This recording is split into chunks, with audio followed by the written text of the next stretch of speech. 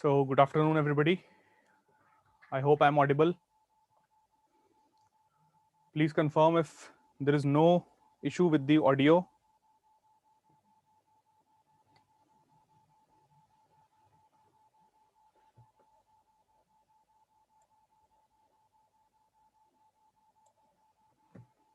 Okay, ठीक है. So, welcome to the weekly current affairs class, folks. Good morning, good afternoon, sorry. चलिए start करते हैं आज का session. So, the first topic. Okay. Thank you for confirming that it is audible. So, first topic जो आज discuss कर रहे हैं, that is the nuclear treaty between Russia and USA. Good afternoon, everybody. That is the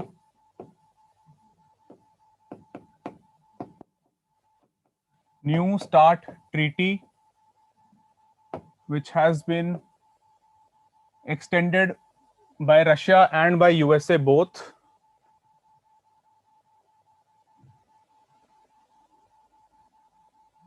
Okay.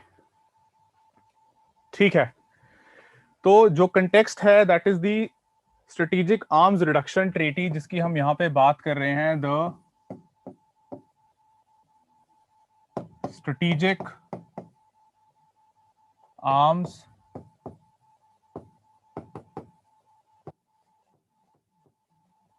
Reduction treaty. ये जो treaty है फरवरी 5 को expire हो रही थी, जिसको रशिया ने पहले एक्सटेंड कर दिया था, और लास्ट मिनट पे बाइडेन एडमिनिस्ट्रेशन, जो नई चुन के सरकार आई है, जो बाइडेन की, they have also extended it. तो कॉन्टेक्स्ट यही है that it was the Russians approved the extension of the New START treaty earlier only, and now US also, or the USA under you can say the Biden administration, they also have extended it. And interestingly, just one day before expiry, the Americans confirmed that yes, they are going to extend it. देखो इसमें interestingly Trump ने जो क्या किया था पहले, बहुत सारे ऐसे इंटरनेशनल अग्रीमेंट्स हैं on which the Donald Trump led US administration withdrew itself or retracted itself from those agreements. But now, since there is a change in the administration, now Biden has confirmed it that yes, they believe in a rules-based multilateral order, and hence they have given this extension to this treaty with the Russians had already given. ठीक है. और importance इसकी एक और यहाँ पे जो हमें देखनी चाहिए, that is this is the last remaining nuclear treaty. This is the last remaining nuclear treaty between these two countries.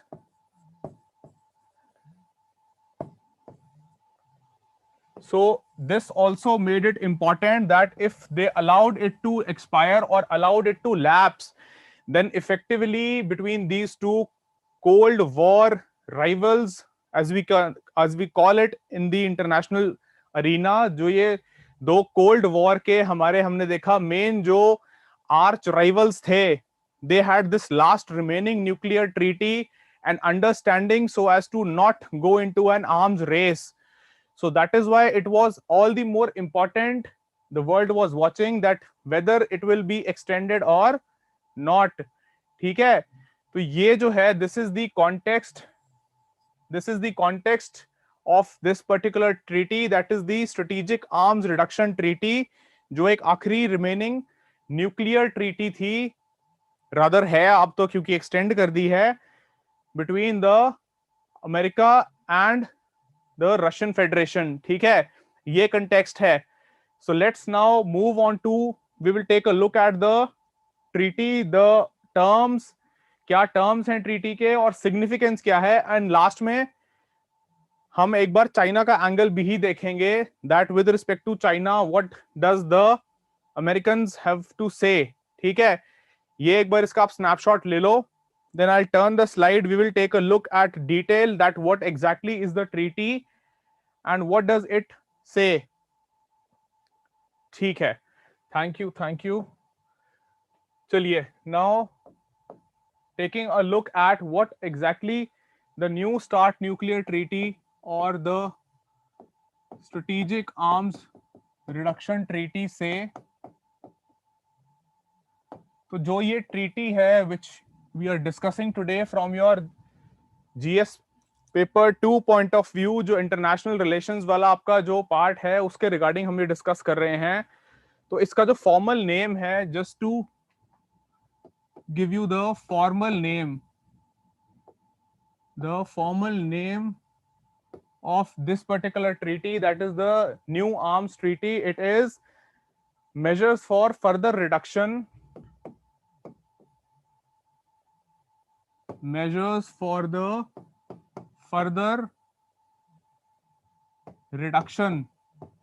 जो आपका न्यूक्लियर आर्सेनल है या जो न्यूक्लियर वेपनरी हम कहते हैं, उसकी अननेसेसरीली कंपटीशन ना लग जाए, उसकी अननेसेसरी रेस ना हो, तई इसीलिए इसका नाम भी इसी तरीके से रखा गया है, measures for further reduction and limitation of strategic and the limitation of strategic arms, that is your nuclear arms, जिसकी जो है यहां पे बात हो रही है the strategic offensive arms. Okay,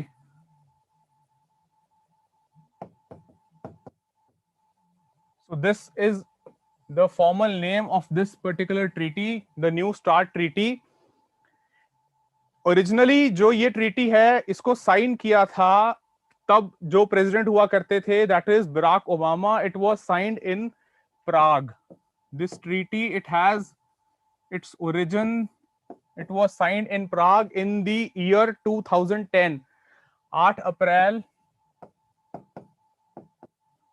2010 को इसको हमने, जो ये ट्रीटी है, this was then signed by the then US president Barack Obama. और लेकिन जो ये फोर्स में आई, it came into force, it did not come into force then only. इसको इनफोर्स जो है बाद में किया गया था after ratification from the Congress, that is the US parliament. इसको 5 फरवरी 2011 जब रैटिफाई कर दिया गया, then it came into force on 5th February 2011। Okay, once it was, Prague जगह है Himanshi, Prague is the place where this treaty was signed। ठीक है, रशिया के उस वक्त प्रेसिडेंट पुतिन ही चल रहे हैं।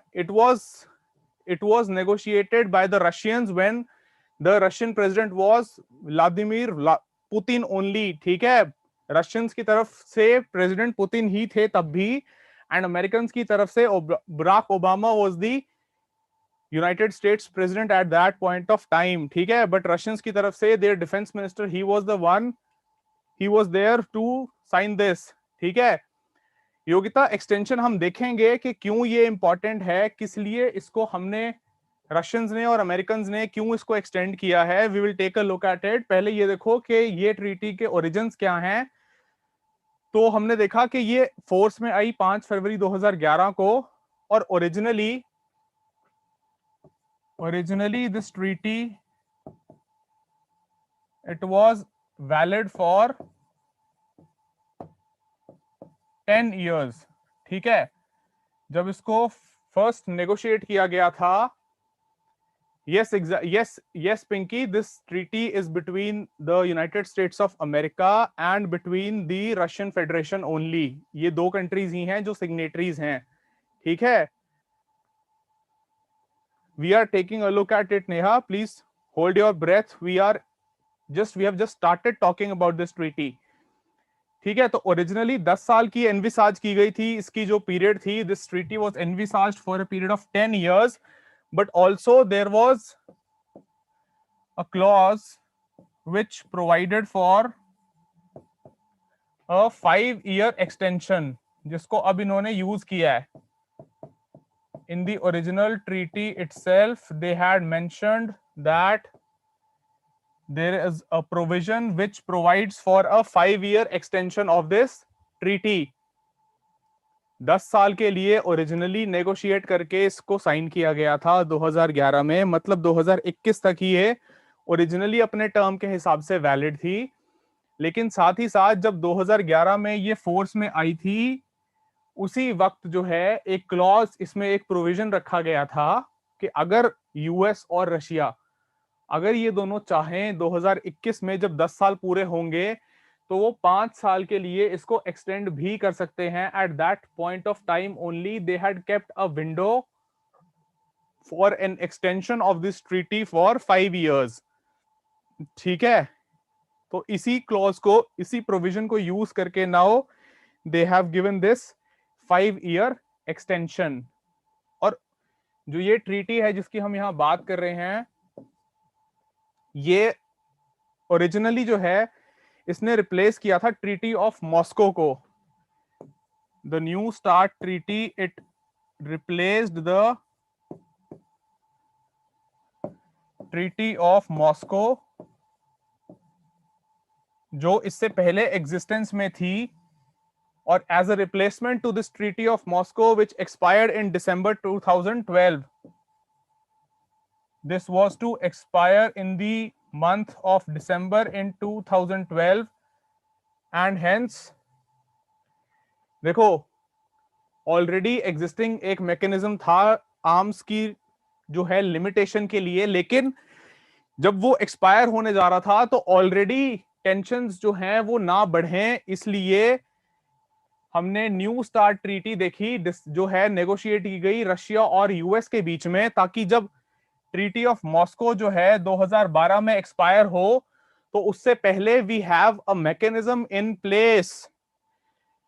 We have a mechanism in place through which there can be certain binding, certain control on the arsenals of both these countries. ठीक है, तो it replaced the Treaty of Moscow which lapsed in 2012. हाँ जी नेहा, ये देखो यहां तक आपको origin इसके क्लियर है, that when it was negotiated, when it was brought into force, and when it was extended. ये भी हमने देखो इतना ही देखा है, अभी आगे इसमें हम बढ़ेंगे तो देखेंगे कि what is the further restrictions which it imposes. Mamata, arms limitation का मतलब है, देखो सभी देशों ने कुछ कुछ डिफेंस अपने इक्विपमेंट्स बना रखे हैं, उसमें न्यूक्लियर आर्सेनल भी है which is considered as the most destructive arsenal और the most destructive weapon for the entire humanity. तो आर्म्स लिमिटेशन का मतलब है कि हम हर एक कंट्री जो है अपनी जो आर्म्स हैं, अपनी जो डिफेंस इक्विपमेंट्स है, उसके ऊपर एक लिमिट प्लेस करे कि उस लिमिट के beyond they will not go for increasing the production of their arms.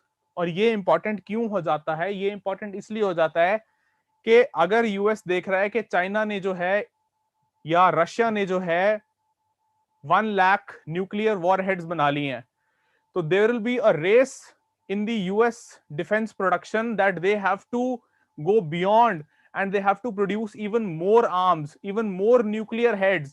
तो ये एक अंधी दौड़ शुरू हो जाएगी कि उससे आगे मैं और वो बोलेगा तुझसे आगे मैं, इसका कोई अंत नहीं है. फिर ये होगा कि सभी तरफ से जो है there will be an endless race to manufacture more and more weapons. और उसमें नुकसान देखो, आपकी रिसोर्सेज कितनी लग रही हैं उसमें. यू आर नॉट इन्वेस्टिंग और you are not spending your precious resources in any constructive और developmental activity, rather it is constraining your resources on defence equipments और डिफेंस मैन्युफैक्चरिंग ओनली. ठीक है, चलिए sir, Russia still negotiated. Ayush, Russia ने तो पहले ही इसको एक्सटेंड कर दिया था. देखो ये जो ट्रीटी की बात कर रहे हैं, रशिया ने last week, I think 15 days back only, Russia had given an extension to this treaty from their end. It was the Americans which were lagging behind and now they also have extended it. तो अभी इसको renegotiate नहीं किया है, as it is जो existing mechanisms थे treaty में उसको 5 साल के लिए एक्सटेंड कर दिया है. This is what has happened. ठीक है, तो आप एक बार इसका जो हमने ये एवोल्यूशन देखा, प्लीज टेक अ स्नैपशॉट, और if you have noted it down then well and good, and then we will move to the terms of the treaty के एग्जैक्टली ट्रीटी के टर्म्स क्या हैं. So as to secure themselves from external threat by increasing arms protection in comparison to the country which is advance tech. Yes exactly Aditya, बिल्कुल यही चीज है. देखो underlying belief तो यही होता है ना कि दूसरे के पास ज्यादा गन्स हैं तो हमें खतरा हो गया, या हमें सिक्योरिटी थ्रेट जो है वो एमिनेट हो गया एक और ज्यादा, and we have to gain an edge over the other people and therefore we will go in for manufacturing more arms now. ठीक है, yes Manisha exactly, treaty of Moscow जो है वो 2012 में जो है it came to an end.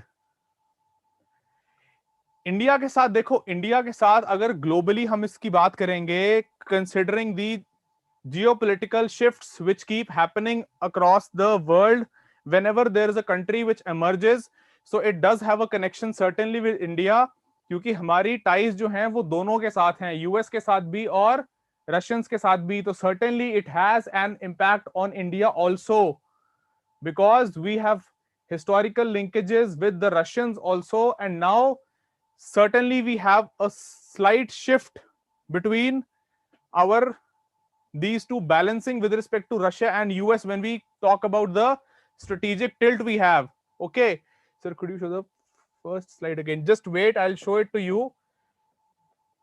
So this was the first slide.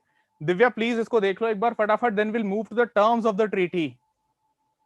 This was the first slide जिसमें हमने देखा था कि what is the context in which we are discussing. चलिए, let's now move to the third aspect, or the terms which this new START treaty had, and what are the limitations it places on both the countries. So the terms of new START treaty or the START treaty just for short. तो देखो, सबसे पहले तो nuclear warheads सबसे ज्यादा जो घातक साबित हो सकते हैं, द थिंग और the weaponry which can prove to be the most destructive for the human kind, for the entire humanity, that is the nuclear warheads. तो पहले ये लिमिटेशन सबसे पहले प्लेस करती है on the number of nuclear warheads, on the number of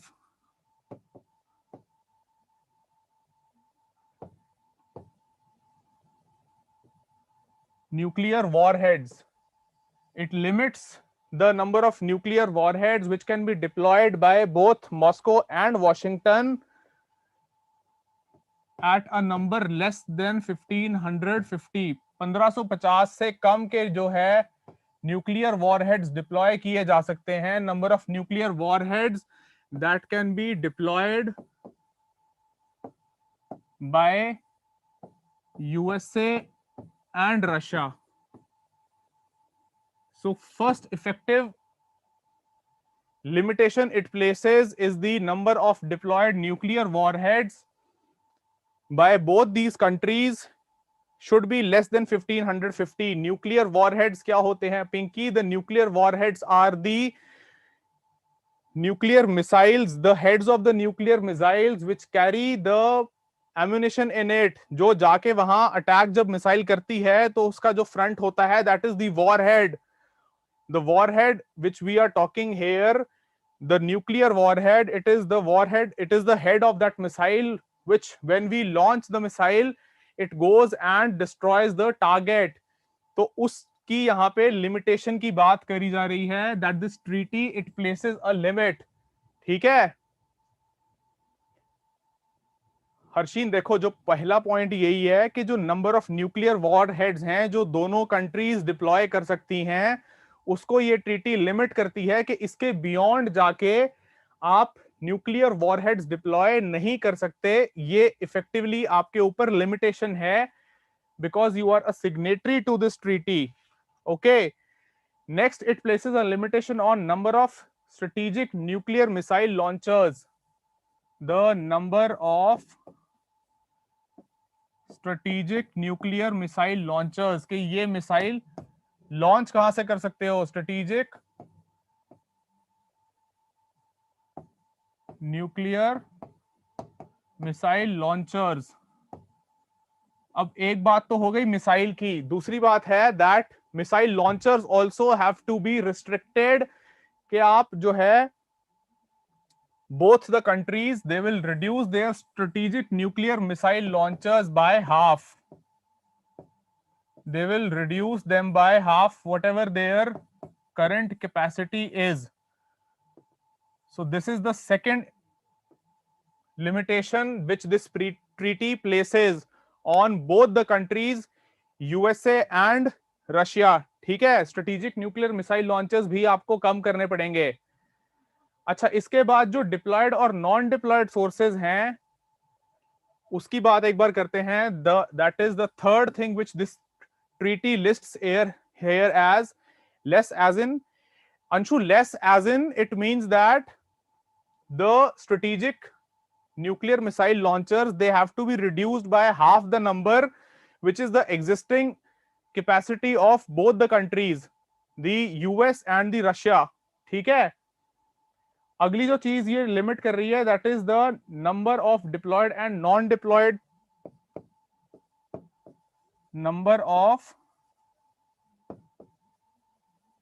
diploid and non deployed. मतलब अगर कोई चीज पड़ी भी हुई है उसको डिप्लॉय नहीं भी किया है, उसके रिस्पेक्ट में भी ये जो है लिमिट कर रही है तीन चीजों को, आईसीबीएम्स को, that is the inter continental ballistic missile. ICBM जो है यहां पे इंटर कॉन्टिनेंटल बैलिस्टिक मिसाइल। ठीक है, कि आप जो है उस पर्टिकुलर न्यूक्लियर मिसाइल को you can not have it launched on an ICBM, intercontinental ballistic missile। So the third thing which nuclear have self life, yes exactly Neha, बिल्कुल इसकी सेल्फ लाइफ होती है। These are manufactured with a very long life, a very long self life with respect to their complete overall life।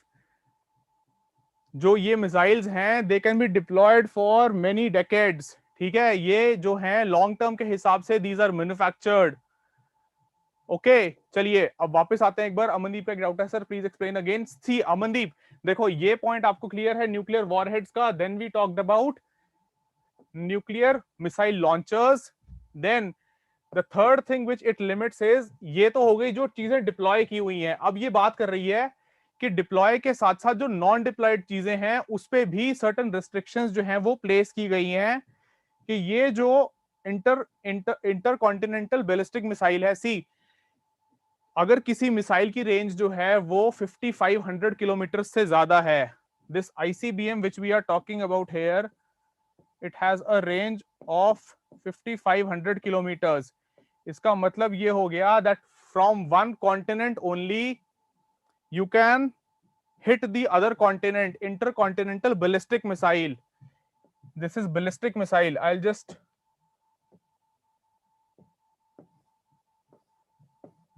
I'll write it again, intercontinental ballistic missile। ठीक है, यहां पे हम बात कर रहे हैं कि अगर रेंज जो है वो 5500 किलोमीटर से ज्यादा है, मतलब क्या हुआ कि आप एक कॉन्टिनेंट में बैठे बैठे effectively you can hit another continent. आपको कोई एयरक्राफ्ट डिप्लॉय करने की जरूरत नहीं पड़ेगी, आपको कुछ भी ट्रैवल करने की जरूरत नहीं पड़ेगी उस मिसाइल के रिस्पेक्ट में। आप अपने कॉन्टिनेंट में बैठे बैठे दूसरे कॉन्टिनेंट के कंट्री को टारगेट कर सकते हो। तो यहाँ पे जो आईसीबीएम लॉन्चर्स हैं, these ICBM launchers they also have been restricted। ठीक है, और आईसीबीएम लॉन्चर्स ही सिर्फ रिस्ट्रिक्ट नहीं किए, इसके अलावा सबमरीन के थ्रू भी जो लॉन्च करके मिसाइल्स डिप्लॉय की जा सकती हैं वो भी it is limited. It also limits the SLBM, that is the submarine launched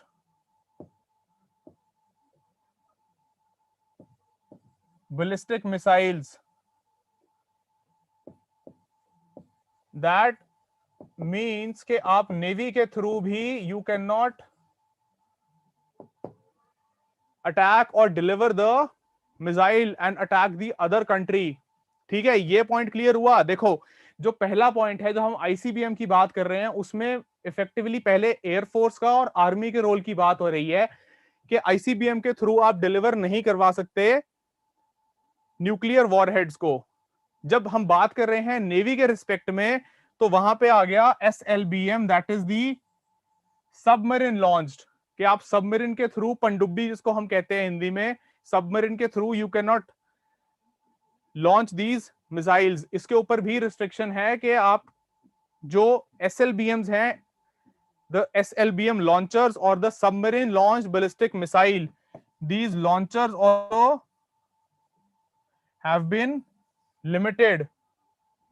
ठीक है, तो ये दूसरी चीज जो है, जब हम नॉन डिप्लॉयड की बात कर रहे हैं तो दूसरी चीज है ये जिसके बारे में ये ट्रीटी बात कर रही है। Fine, is this clear? हाँ जी, यहां तक अगर कोई डाउट है तो प्लीज बताओ मुझे।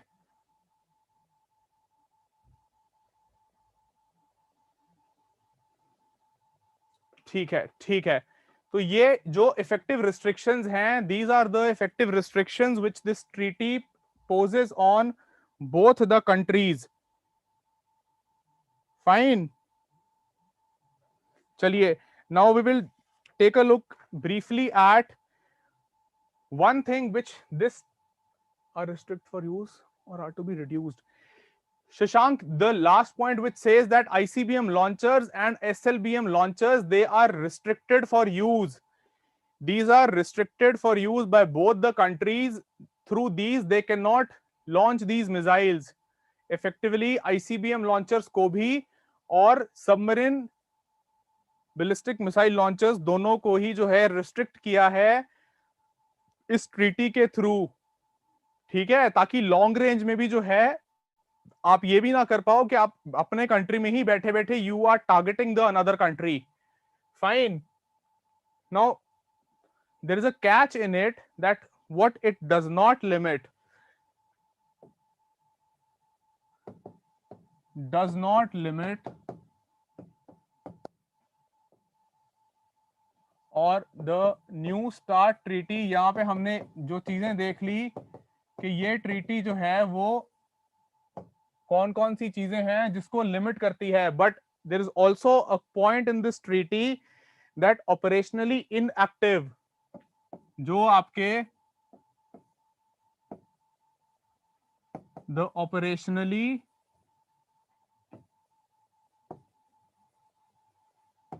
इनएक्टिव स्टॉकपाइल्ड न्यूक्लियर वॉरहेड्स हैं जो ऑलरेडी इन्वेंट्री में आपके पास हैं लेकिन जो एक्टिव नहीं है। Operationally inactive stockpiled nuclear warheads, there is no such restriction which is placed on these inactive stockpiled nuclear warheads which both the countries have. Russians also and the Americans also, they have these inactive stockpiled जो inventories में इनकी पड़े हैं, they have them in thousands. Both USA and Russia have them in a figure which is obviously not disclosed, but generally we know that this number lies in high thousands. So the new START treaty, it does not limit, इसके ऊपर कोई पाबंदी जो है इस treaty की तरफ से नहीं है। ये चीज एक कैच है इसमें कि अगर जो इन्वेंट्री में ऑपरेशनली इनएक्टिव जो न्यूक्लियर वॉरहेड्स पड़े हैं, ठीक है, यहां पे स्टॉक पाइल का मतलब यही है कि जो एग्जिस्टिंग इन्वेंट्रीज में, या आप कह सकते हो उनके पास जो स्टोर किए हुए वॉरहेड्स पड़े हैं जो इनएक्टिव हैं, उसके ऊपर कोई इफेक्टिव रिस्ट्रिक्शन नहीं लगाती है ट्रीटी। ठीक है, तो ये जस्ट एक यहाँ पे ट्रीटी के टर्म्स के हिसाब से कैच था। फिर प्रोडक्शन पर लिमिट तो हुई नहीं। नहीं आदित्य, देखो प्रोडक्शन जो नए एक्टिव वॉरहेड्स हैं उसकी बात कर रहे हैं ना, ये तो ऑलरेडी इनएक्टिवेटेड वॉरहेड्स हैं which are lying redundant in their inventories. When we are saying that these are lying in their inventories, these are the stockpiled inactive warheads. ठीक है, ये चीज समझो। देखो, there is a difference when you are producing or when you are going for manufacturing new nuclear warheads, then certainly you have an intention then that you will activate them and you might use them, but these are already lying thing, these are the already lying warheads. Are you able to make the distinction? ये distinction समझ में आ रही है? हाँ जी, मुझे ये बताओ, ये पॉइंट क्लियर हुआ, ये डिस्टिंक्शन समझ में आई? इसमें जो है प्रोडक्शन पर लिमिट बिल्कुल हुई। देखो अमनदीप, प्रोडक्शन पे जब हम बात कर रहे हैं कि नए वॉरहेड्स बनाने की प्रोडक्शन के ऊपर जो है लिमिटेशन प्लेस की गई है, see okay I will explain it again.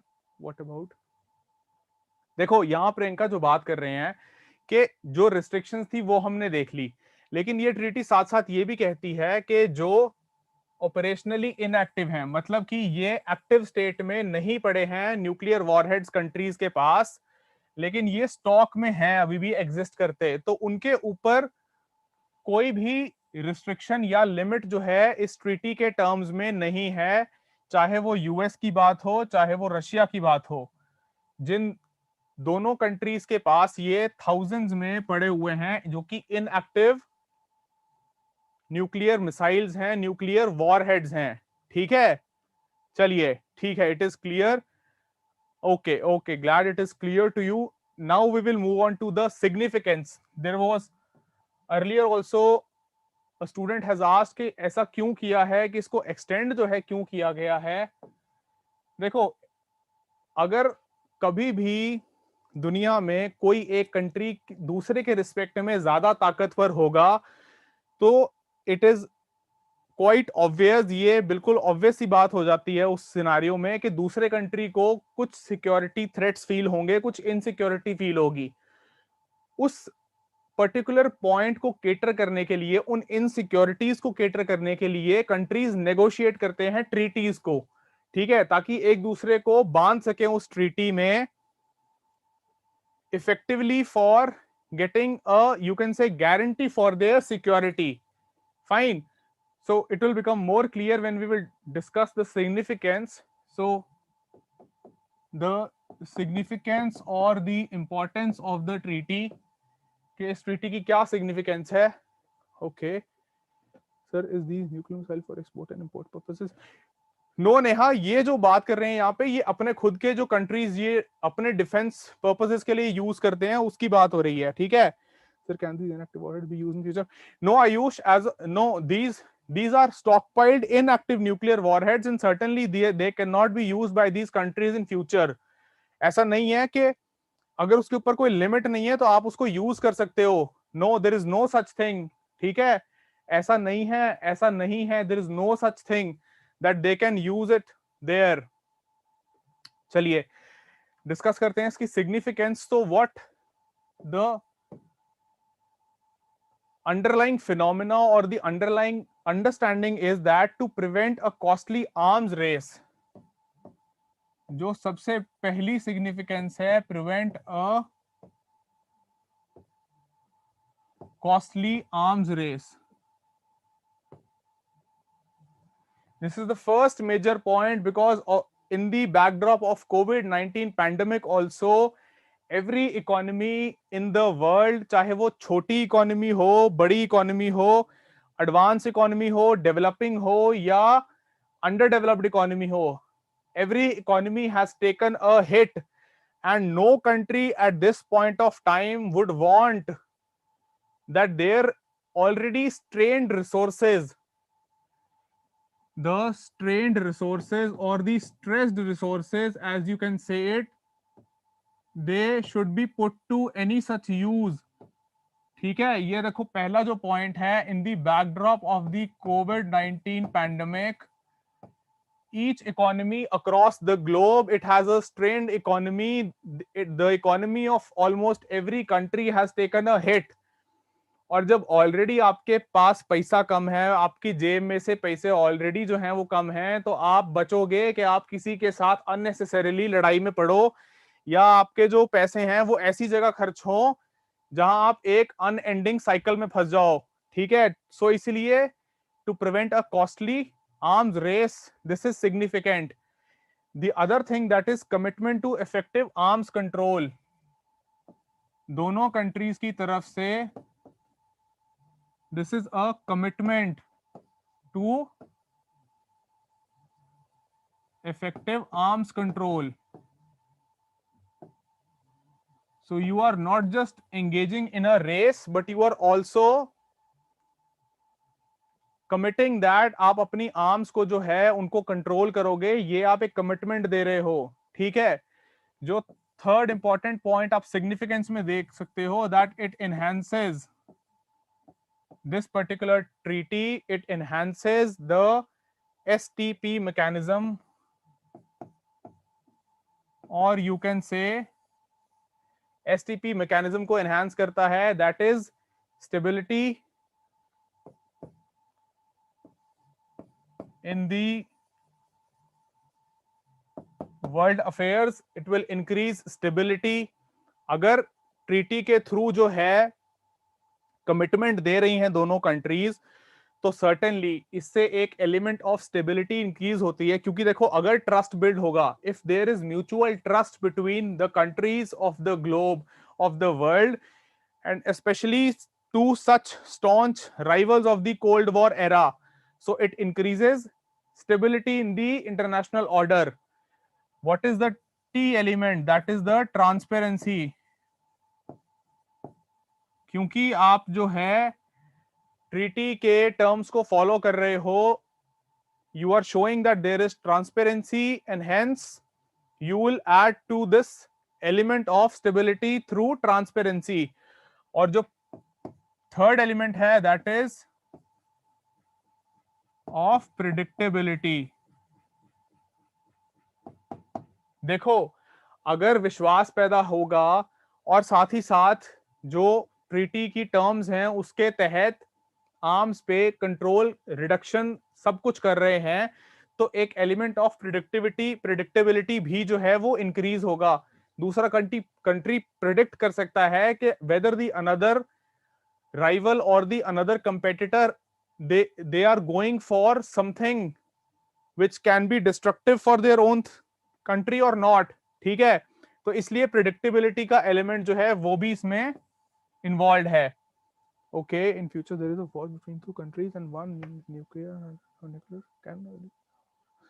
नहीं नेहा, ऐसा कोई सिनेरियो नहीं है, ऐसा कोई सिनेरियो नहीं है। No, see this nuclear technology is such that it is a very big deterrent for all the countries across the world। वो जमाना पुराना हो गया जब हिरोशिमा और नागासाकी पे the Americans dropped the bombs and walked away scot free। this is not that time।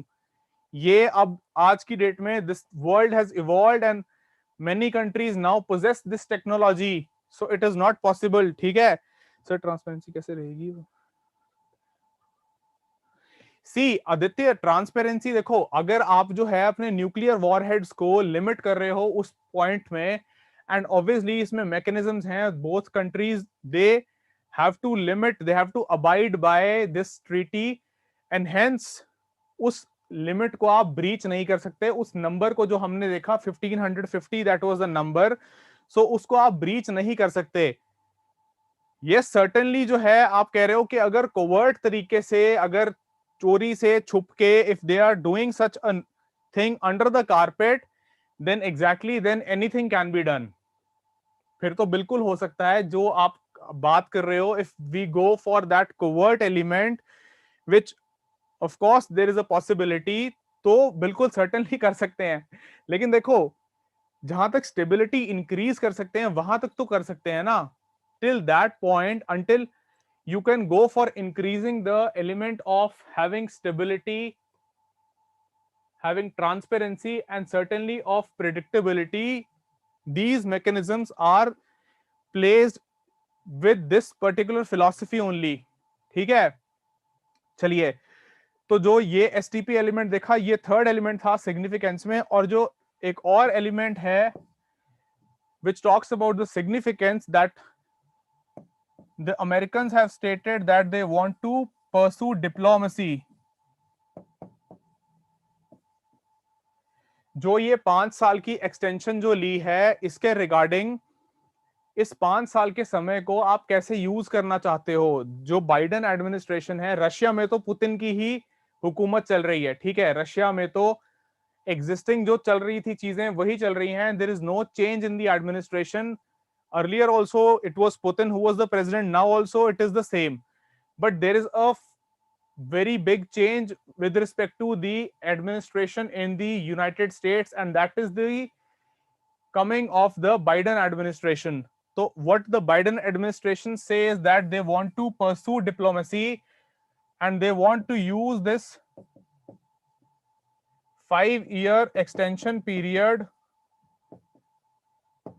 जो ये 5 साल का इनको टाइम मिला है, इसकी वजह से they want to use it to address all of Russia's nuclear weapons, to address all of Russia's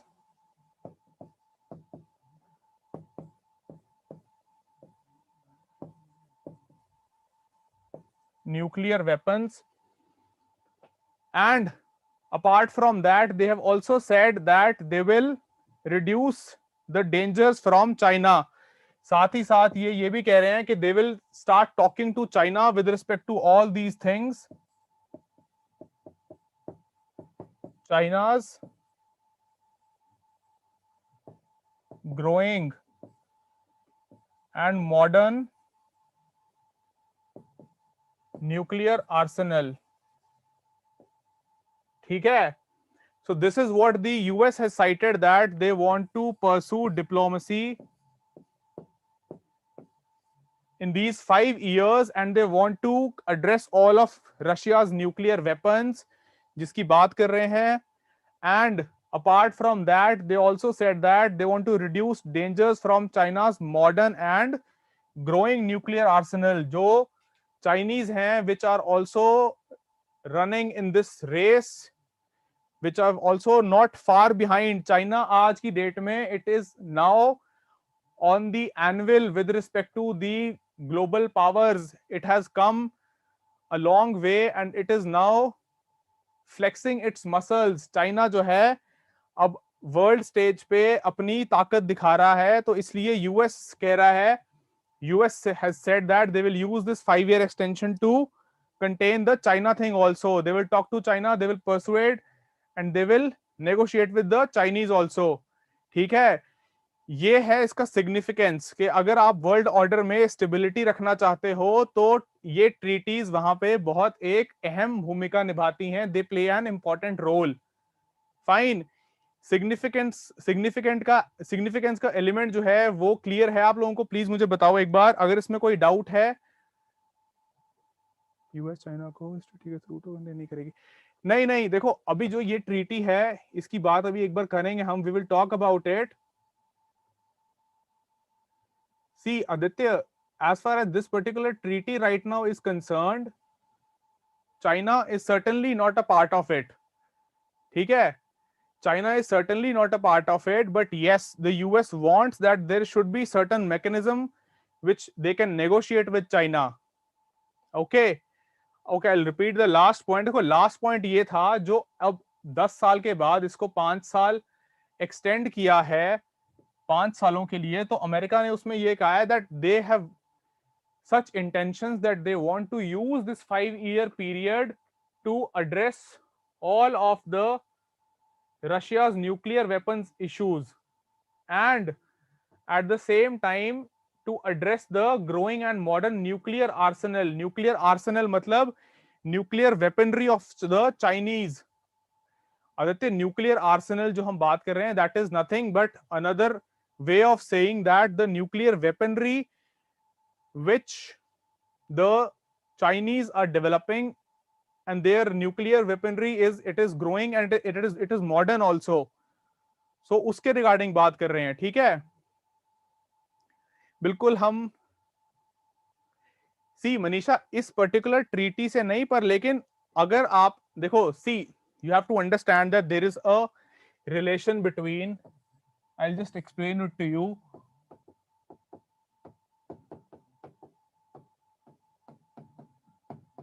What has emerged now that China and Russia, they are converging more and more with respect to their strategic interests. China और Russia जो है उनकी convergence देखने को मिल रही है ज्यादा, and they are standing as a competitor और as a rival to the American, ठीक है। तो अगर आप यहाँ पे इस ट्रीटी के थ्रू अगर you are binding Russia into these commitments, then you are effectively checkmating their alliance. आप इनकी स्ट्रेटेजिक पार्टनरशिप को जो है कंटेन करने के लिए you have successfully walked one step. what next can you do is that you can also start talking to the other partner or the other ally, that is China here। तो indirectly आप क्या कर रहे हो कि इस treaty को use करके you are addressing both the countries and your threat perceptions with respect to Russia and China both। ये पॉइंट समझ में आया मनीषा? जब हम बात कर रहे हैं कि यूएस किस तरीके से कंसर्न्स को जो है इस ट्रीटी को यूज करके एड्रेस करेगा, तो ये वाला एलिमेंट आपको समझना उसमें पड़ेगा that strategically we are seeing that China and Russia both these are coming more into an alliance form of a thing।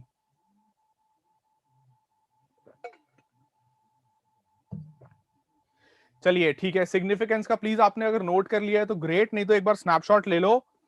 Then we will move and we will just discuss the China angle briefly before we move to the off budget financing, the next topic, that is the off budget financing। हाँ जी, snapshot ले लिया, मुझे एक बार confirm कर दो, then we will move forward। Ayush, we will try and cover 4 to 5 topics depending upon the how much we are able to and catering to your doubts also। चलिए, तो जो पांचवा चीज है द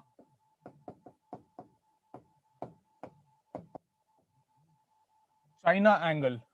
अब देखो, एक चीज तो हमने देखी कि यूएस ने कहा है, बाइडेन एडमिनिस्ट्रेशन ने, no no Mamta, India is not part of it, but yes certainly because we are a strategic partner, a strategic security partner of the US, we are definitely impacted by such developments।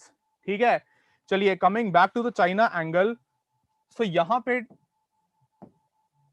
Try and understand that the Trump administration, what the Trump administration effectively did was, वो इसको expand इसलिए नहीं कर रहे थे last moment तक, because they wanted to, the Trump administration they wanted to renegotiate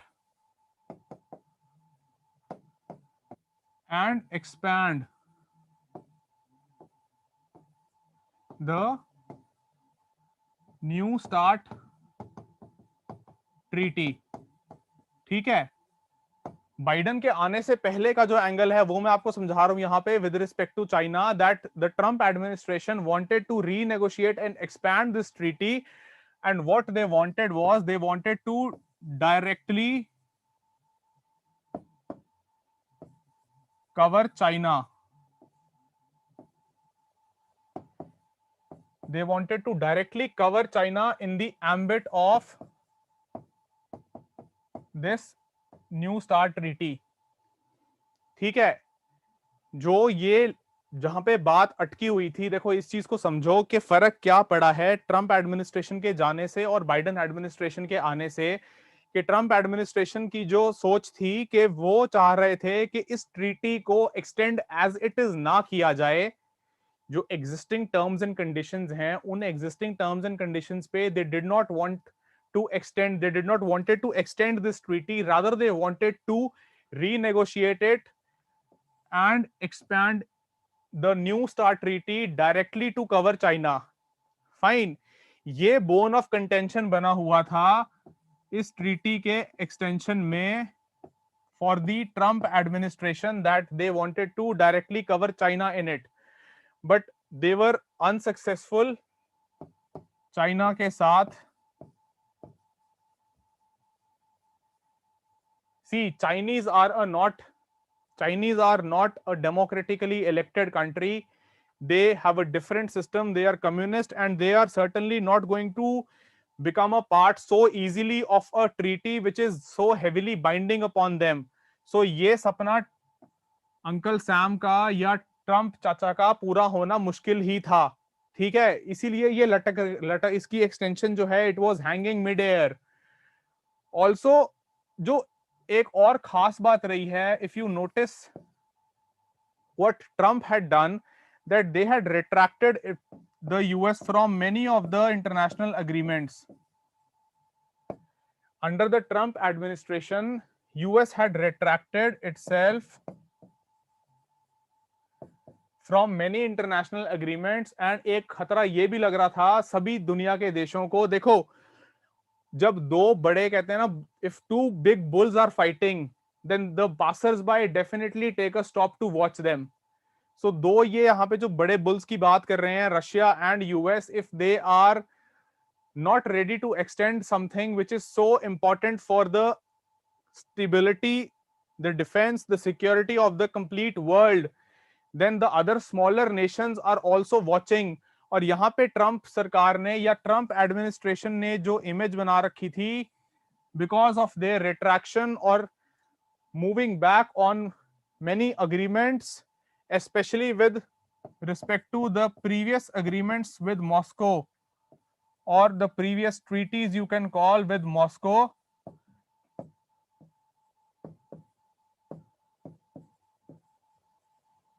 जैसे कि हमने देखा ओपन स्काई ट्रीटी से भी जो है यूएस ने एग्जिट किया था।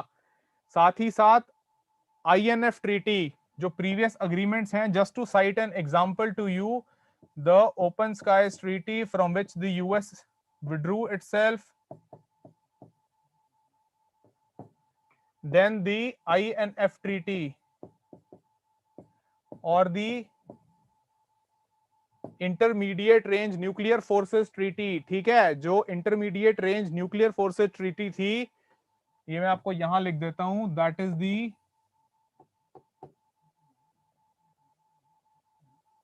intermediate range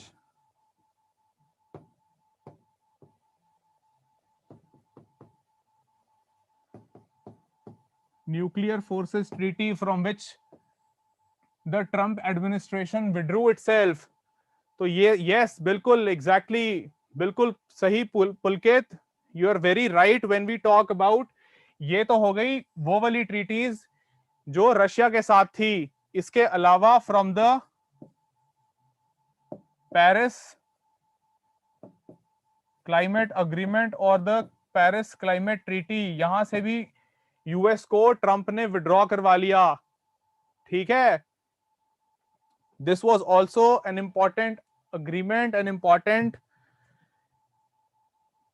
cooperation on the climate level, the climate change front, that Trump administration withdrew itself। ठीक है, ये चीज समझ में आ रही है? ओके आदित्य, आईएनएफ ट्रीटी से यूएस ने विड्रॉ किया था 2019 में।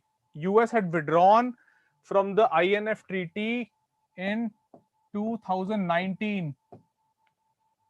फाइन, ठीक है, तो इसकी वजह से क्या था, due to all these factors, what was the image और what was the message that was being conveyed by Americans to the world, that they are going a step backwards from the global stage as far as the international community is concerned and the global stability is concerned। उस पे जो अभी तक USA has taken a lead responsibility, it has played a leading role, all those things it is relinquishing। ठीक है, रिया, हमने open skies treaty at length we had discussed it, you can refer it to that, you can refer to the previous lecture, last to last lecture में हमने open skies treaty Delhi comprehensively discuss की थी। ठीक है, ये basically एक agreement था, एक ट्रीटी थी यूएस और रशिया के बीच में, जिसके चलते they can both go and survey each others military defence buildup, जो उनके हथियार हैं, इन्वेंट्रीज हैं, उन सब चीजों को जाके वो देख सकते थे। ठीक है, यस एग्जैक्टली, एरियल व्यू। तो this was the China angle, and because of the new administration now under Joe Biden, all these things have now changed. Fine, so this was the China angle, which was a bone of contention, or you can say which was a hindrance, which now has been eliminated, and US now is trying to pursue a more diplomatic channel or a diplomatic route to pursue the Chinese into some sort of mechanism.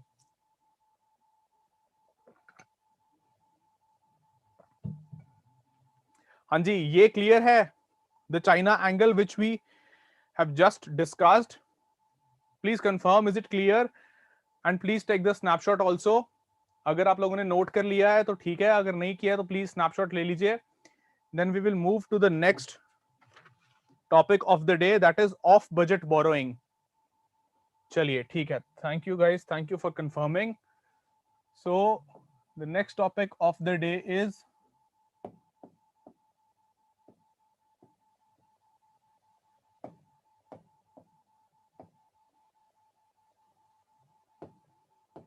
Of budget borrowing, और you can also call it of budget financing. ठीक है, okay sir, we will get the PDF and not recorded lecture on the portal. Ayush, I will confirm it to you. ठीक है, इसका देखो PDF इसका नहीं मिलेगा आपको, इसका या तो इधर you have to make the flow charts along with me, which I strongly suggest. देखो, फ्लो चार्ट साथ साथ खुद बनाओगे तो आपके खुद के हैंड रिटन नोट्स के through it will also get recorded in your long term memory. Fine, so that will be beneficial for you in the long term with respect to if you do it, if you note it down, otherwise you can take the snapshots. ठीक है, चलिए, तो of budget borrowing जो है ये एक concept है जिसको हम डिस्कस कर रहे हैं फिस्कल डेफिसिट के रिगार्डिंग। तो पहले इसका कॉन्टेक्स्ट जो है, what is the context, that is ये डायरेक्टली रिलेटेड है आपके फिस्कल डेफिसिट से। जो फिस्कल डेफिसिट की हम बात करते हैं कि आपकी अगर रेवेन्यू जो है it is less than your expenditure, और you can say if your expenditure is more, अगर आपका खर्चा जो है वो आपकी आमदनी से ज्यादा है, if you are spending more than what you are earning through the revenue, then you are having a fiscal deficit. Yes, Ayush, you can definitely watch it. It will be there on the portal. It will be there on the YouTube channel. You can watch it later. No issues with that. ठीक है, चलिए, coming back to the topic that is off budget borrowing. तो जिस context में बात कर रहे हैं कि फिस्कल डेफिसिट जो है which is an important metric,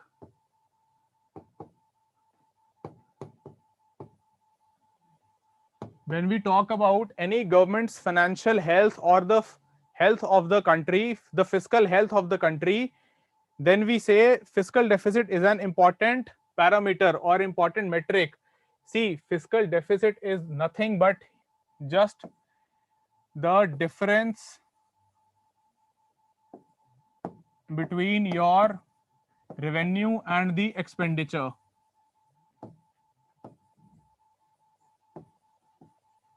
this is very basics for the economy. जो आपका रेवेन्यू है और जो आपका एक्सपेंडिचर है उसमें जो अंतर होगा, that is the fiscal deficit, and here your revenue is less than your expenditure, और you can say that your expenditure is more than your revenue.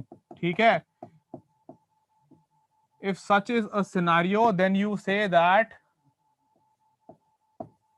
We are in a state of deficit. Deficit का मतलब है कि आपकी जितनी आमदनी हो रही है जनरेट वो कम है और आपके खर्चे जो हैं वो ज्यादा हैं, इसलिए वो डेफिसिट है, मतलब उतनी आपको कमी पड़ रही है पैसे की अपने खर्चे चलाने के लिए। ठीक है, ये एग्जैक्टली मतलब होता है जब हम बात करते हैं फिस्कल डेफिसिट की, that your expenditure is more than what your revenue is. ठीक है, तो देखो बैकड्रॉप क्या है, ये किस लिए इंपॉर्टेंट है। फिस्कल डेफिसिट जो है हम बात कर रहे हैं, फिस्कल डेफिसिट जब हम देखते हैं कि सरकार कितना कमा पा रही है और कितना खर्च कर रही है, अगर बहुत ज्यादा मिसमैच है, समझो इस चीज को, अगर बहुत ज्यादा मिसमैच है तो इसका डायरेक्टली मतलब ये होता है, it directly means that all is not going good in the economy, meaning thereby that the government's financial health is not very good, क्योंकि आपको अपने खर्चे चलाने के लिए जो है उतनी आमदनी आप जनरेट नहीं कर पा रहे हो। ठीक है, to gauge the financial health of any government's finances, ये जो फिस्कल डेफिसिट है जो मैंने आपको ब्रीफली यहां समझाया, this directly is a important parameter to check the financial health of any government's finances. जो यहाँ पे हम बात कर रहे हैं, this fiscal deficit, it is an important metric with respect to checking the financial health of any government.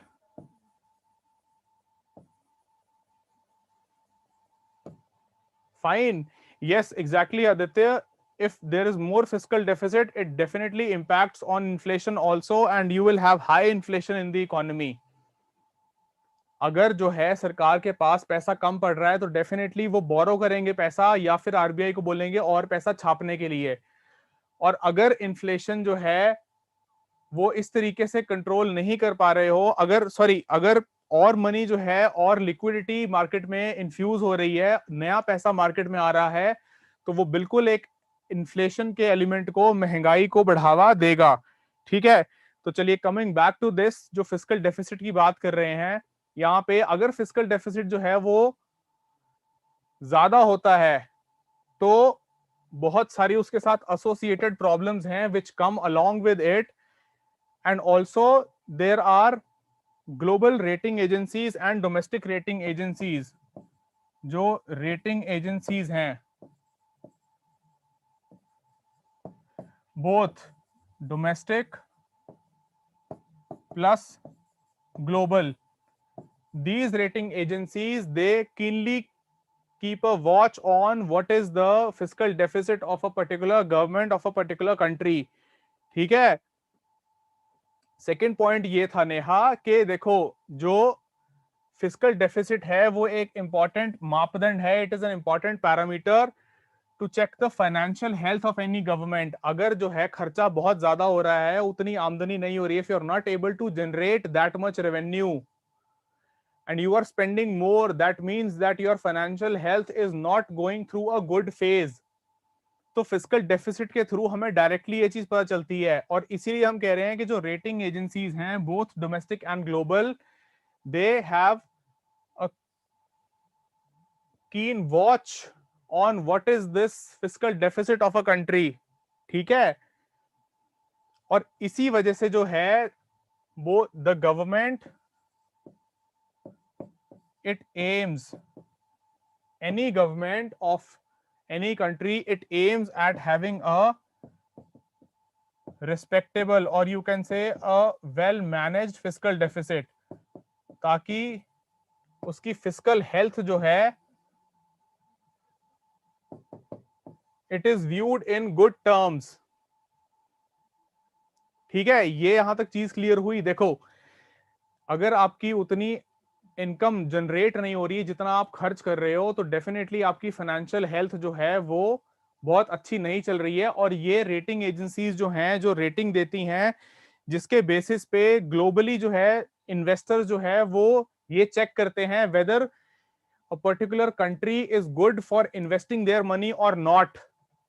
ये चीज ये गेज करने के लिए इन रेटिंग एजेंसीज के उस पे बहुत रिलाय करते हैं। इन रेटिंग एजेंसीज की जो रेटिंग्स होती हैं अलग अलग इकोनॉमीज के रिस्पेक्ट में, उसके ऊपर दी global investors they rely on that. हाँ जी, यहां तक क्लियर है कि क्यों इंपॉर्टेंट है फिस्कल डेफिसिट। उसके बाद फिर हम समझेंगे कि ऑफ बजट बोरोइंग जो बात कर रहे हैं वो क्या चीज होती है और उसका क्या रिलेशन है फिस्कल डेफिसिट के साथ। Please confirm it to me. चलिए ठीक है, ठीक है। देखो अब यहां अभी तक हमने ऑफ बजट बोरोइंग की बात शुरू नहीं की। अभी तक हम ये देख रहे हैं कि फिस्कल डेफिसिट जो है वो क्या होता है और क्यों फिस्कल डेफिसिट जो है वो इंपॉर्टेंट है और सरकार क्यों चाहती है कि एक मैनेजेबल नंबर तक फिस्कल डेफिसिट को रखा जाए या एक रिस्पेक्टेबल फिस्कल डेफिसिट जो है वो रखा जाए। See Pinky, last 2 points were that के रेटिंग एजेंसीज जो हैं, जो इकोनॉमी किस तरीके से परफॉर्म कर रही है उसमें देखते हैं कि फिस्कल डेफिसिट सरकार का जो है वो कितना है और उसके बेस पे वो आंकते हैं कि किसी इकोनॉमी की हेल्थ जो है वो किस तरीके से है, क्या वो इकोनॉमी अच्छा परफॉर्म कर रही है या वो बिलो पावर या बिलो एवरेज परफॉर्म कर रही है। And then they give certain ratings. और वो जो रेटिंग्स हैं वो क्यों इंपॉर्टेंट हैं, क्योंकि जो ग्लोबल इन्वेस्टर्स हैं, जो दूसरे कंट्रीज या दूसरे कंट्रीज से इन्वेस्टर्स आके इन्वेस्ट करते हैं हमारी इकोनॉमी में, they take a look at those ratings and only then they go ahead with investing their money in that particular country। अगर इंडिया की रेटिंग जो है वो किसी क्रेडिट रेटिंग एजेंसी द्वारा अच्छी दी गई है तो definitely it will boost our inflows of funds. जो एफडीआई आता है, जो एफपीआई आता है, उस फॉर्म में जो इन्वेस्टमेंट्स आती हैं, that is certainly impacted by these ratings. ठीक है, not the Indian agencies, we are talking about the global. See, not the credit rating agencies such as Standards and Poor, such as Moody's, जो ये credit rating agencies हैं उनकी बात यहां पे कर रहे हैं। ठीक है, ये ग्लोबली स्टैब्लिश्ड हैं। और डोमेस्टिक की आप बात करो तो डोमेस्टिकली जो आंकड़े हैं, the statistics which are compiled by for example your national institute for monitoring of Indian economy. ठीक है, ऐसे इंस्टीट्यूट्स हैं, ऐसी ऑर्गेनाइजेशंस हैं जो मॉनिटर करती हैं इन सारी चीजों को। Yes exactly Aditya, like the EODB और the ease of doing business ratings by the World Economic Forum. तो ये आपका यहाँ पे चेक करते हैं फाइनेंशियल हेल्थ को, दीज रेटिंग एजेंसीज। एंड इसी वजह से it is the aim of any government कि वो फिस्कल डेफिसिट को एक मैनेजेबल लिमिट तक, एक रिस्पेक्टेबल लिमिट में रखें। देखो, जो इसकी स्टैट्यूटरी ऑब्लिगेशन है, जो लॉ लीगल ऑब्लिगेशन है वो तो है ही। जो हम एफआरबीएम एक्ट की बात करते हैं, that is the FRBM act, it places a limit on the government कि आपको 3% तक अपनी फिस्कल डेफिसिट को रखना है। वो तो एक लीगल ऑब्लिगेशन है ही। उसके साथ साथ आपको अपनी फाइनेंशियल हेल्थ जो है, if you want to maintain a good financial health, तो आपको अपनी फिस्कल डेफिसिट जो है वो एक रिस्पेक्टेबल नंबर तक जो है मैनेज करनी है। This is what is being conveyed here. ठीक है, चलिए now let's move on to the concept which is the of budget borrowing. So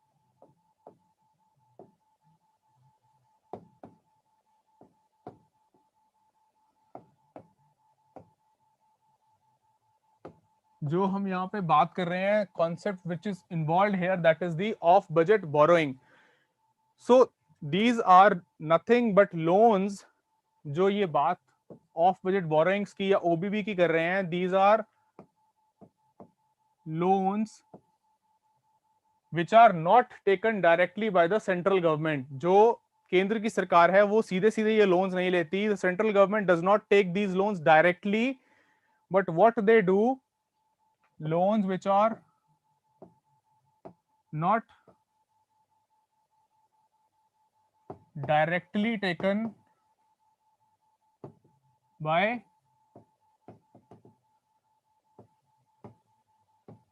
the union government। ठीक है, अगर डायरेक्टली लोन नहीं ले रही है सरकार तो किस तरीके से ये लोन लेके किस तरीके से बोरो कर रहे हैं, the union government, they instead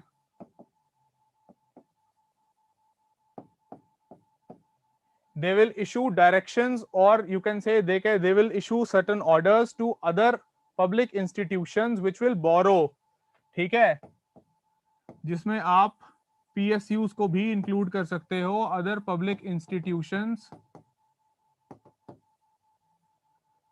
which can include your public sector undertakings also. They will borrow on the directions of the union government, but the union government will not borrow directly. ठीक है, इससे होगा क्या कि जो ये loan है, this loan, it will not get included in the fiscal deficit, not included in the national fiscal deficit, but still the government will raise money. बिल्कुल आदित्य, जो आप बात कर रहे हो, what you are saying that the government will ask these public institutions or these PSUs to raise money from the market, either in form of a loan or by issuing bonds. Government security की बात नहीं कर रहे हैं आदित्य, इस चीज को समझो. We are not talking about government security here. We are talking about these public institutions or these PSUs. They will issue bonds in the market and they will raise money from there. Directly government security issue करके पैसा नहीं यहाँ generate हो रहा है, यहाँ पे सरकार के निर्देश पे और from the directions from the government, these public institutions, they will raise money. ठीक है, इस पे हम आएंगे, जस्ट वेट. जब हम बात करेंगे how are the of budget borrowings raised, we will take a look at this also. So what exactly is of budget borrowing? ऐसा कोई भी लोन जो यूनियन गवर्नमेंट डायरेक्टली नहीं ले रही है ताकि वो नेशनल फिस्कल डेफिसिट में ना इंक्लूड हो. ठीक है, बल्कि वो क्या कर रहे हैं, रूट कैसे कर रहे हैं मनी को. देखो यहाँ पे पब्लिक इंस्टीट्यूशन या PSU को वो ये कहेंगे that you raise this money from the market either as loan और you issue bonds and collect money and then you give it to us. ठीक है, and that money it will be used by the center to fulfill its expenditure. उससे जो यहां से public institutions जो हैं वो मनी रेज करेंगे. that money will be used by the that money raised will be it will be used by the union government. although union government उसको खुद रेज नहीं कर रही है, it is not raising that money, but it will be used by the union government. ठीक है, वो पैसा उस PSU के through this central government will use for its expenditure needs. और इससे हुआ क्या कि देखो आपके पास पैसा तो आ गया लेकिन वो फिस्कल डेफिसिट में काउंट नहीं हुआ. Are you able to get this point? The government by not raising that loan itself and by asking that PSU to raise the loan, it has effectively what it has done, it has avoided or it has blocked that loan from being included in the fiscal deficit. ठीक है, और CAG की जो इस पे observation है, the controller and auditor general of India has observed, what the CAG has observed that such sources of fund, जो ऐसे सोर्स हैं फंड के, such sources of funding, they are outside the parliament's preview, they are outside the scrutiny of the parliament, and hence they have consequences for the overall economy. देखो बात यहां पे क्या कर रहे हैं कि अगर लोन जो है वो डायरेक्टली गवर्नमेंट ने नहीं लिया लेकिन PSU को बोला कि आप लोन लो और वो जो पैसा है वो आप हमें दे दो, तो वो जो बुक्स में एंट्री होगी वो यूनियन गवर्नमेंट की बुक्स में एंट्री नहीं होगी. कहने का मतलब वो बजट में इंक्लूड नहीं होगा, रादर वो सिर्फ उस PSU के जो अकाउंट्स हैं सिर्फ उसी में इंक्लूड किया जाएगा, but not in that of the government, which means that in the fiscal deficit that loan will not get counted. ठीक है, अगर वो फिस्कल डेफिसिट में काउंट नहीं होगा तो सरकार को फायदा किस तरीके से हुआ कि उनको ये मैनेज भी हो गया, the government will be able, the government has managed that the fiscal deficit does not go up, but at the same time they have routed this money and they have got this additional money also. ठीक है, ये चीज समझ में आई? CAG Tushar, CAG is the comptroller and auditor general.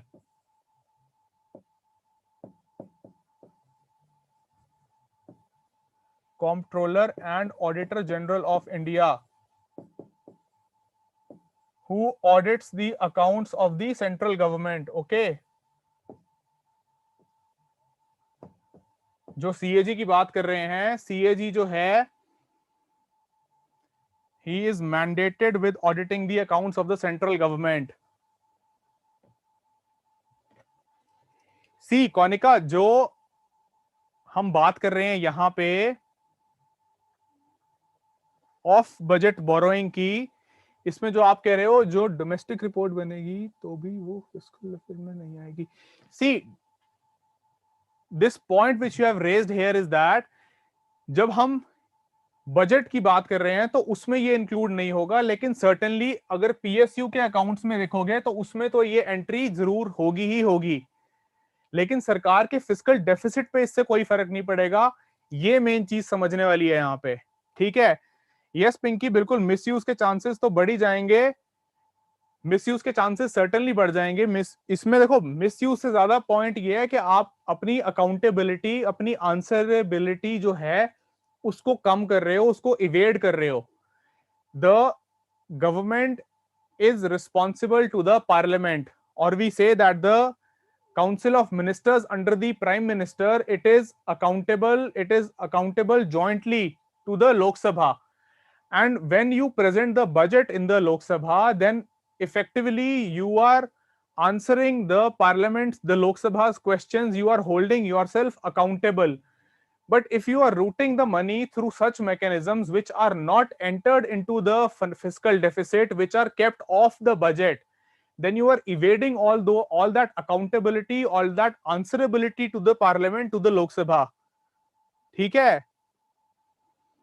Yes Japji, जो आप कह रहे हो कि पीएसयू की फाइनेंशियल हेल्थ पे उससे फर्क पड़ेगा, डेफिनेटली पीएसयू की फाइनेंशियल हेल्थ पे उससे फर्क पड़ेगा, और it might lead that the PSU will be able to attract less of investors.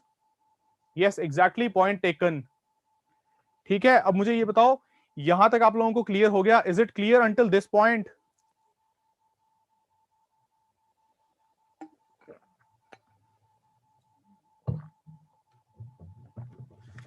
चलिए, great.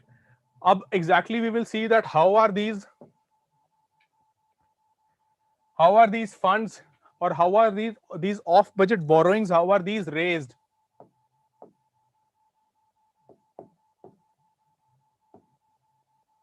How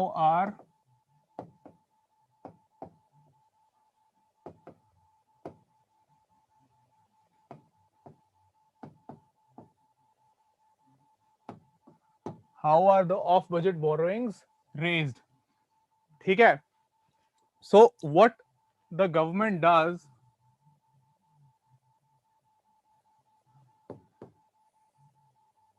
the government will ask its agencies or the PSUs, its agencies or public sector undertakings, these will be asked by the government. देखो, ये PSUs को head कौन करता है? These PSUs are headed by no other people, they are headed by IAS officers only. These bureaucrats, they head these PSUs and orders are taken by the government, orders are given by the government only. आप कहने को कह सकते हो कि ये जो PSU है, ये महारत्ना है, ये मिनी रत्ना है, ये ऑपरेशनल फ्रीडम इनको दी गई है, पर देखो अगर मंत्री साहब का फोन आता है तो जो ब्यूरोक्रेट है उसको वो काम करना पड़ेगा. PSU से वो काम एक फोन पे जो है, if the minister does a call, then definitely the IS who is sitting or who is managing, who is the chairman of that PSU, he will have to oblige by those orders. ठीक है, तो ऐसा नहीं है कि PSU में वो ये बोल सकते हैं that it will affect our financial health and hence we won't be able to comply with it. So if the government says that the agency or the PSU it has to raise funds from the market, raise funds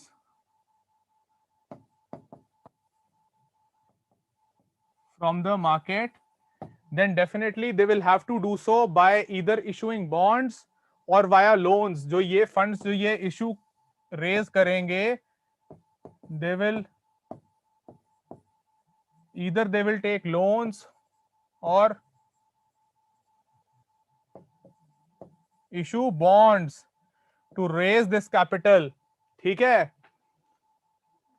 और अगर जब ये loans raise करेंगे then this money, the money which will be generated here,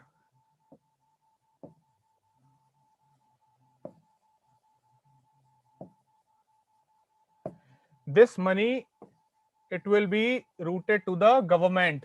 This is how effectively the government will raise funds. नहीं, head को हटा दिया जाएगा फिर भी yes Aditya, exactly that is the point which I was trying to convey in a formal language or in a more clean term, in a more sophisticated way, that exactly the bureaucrat will be replaced. A more pliable officer will be put in his place if the instructions are not followed. Fine. So coming back to it, the government will ask the agencies or the PSU to raise funds from the market, and for this they will take loans or they will issue bonds through which they will generate the money, and ultimately this money it will be routed to the government for its expenditures. ठीक है, Shashank is asking. Yes, exactly Shashank, it can be done through any way. आप bond जो है वो market में issue करके primary market या secondary market में through the PSU you can get this money generated. ठीक है, so this is what is the exact mechanism through which the government will get these PSUs to generate these funds.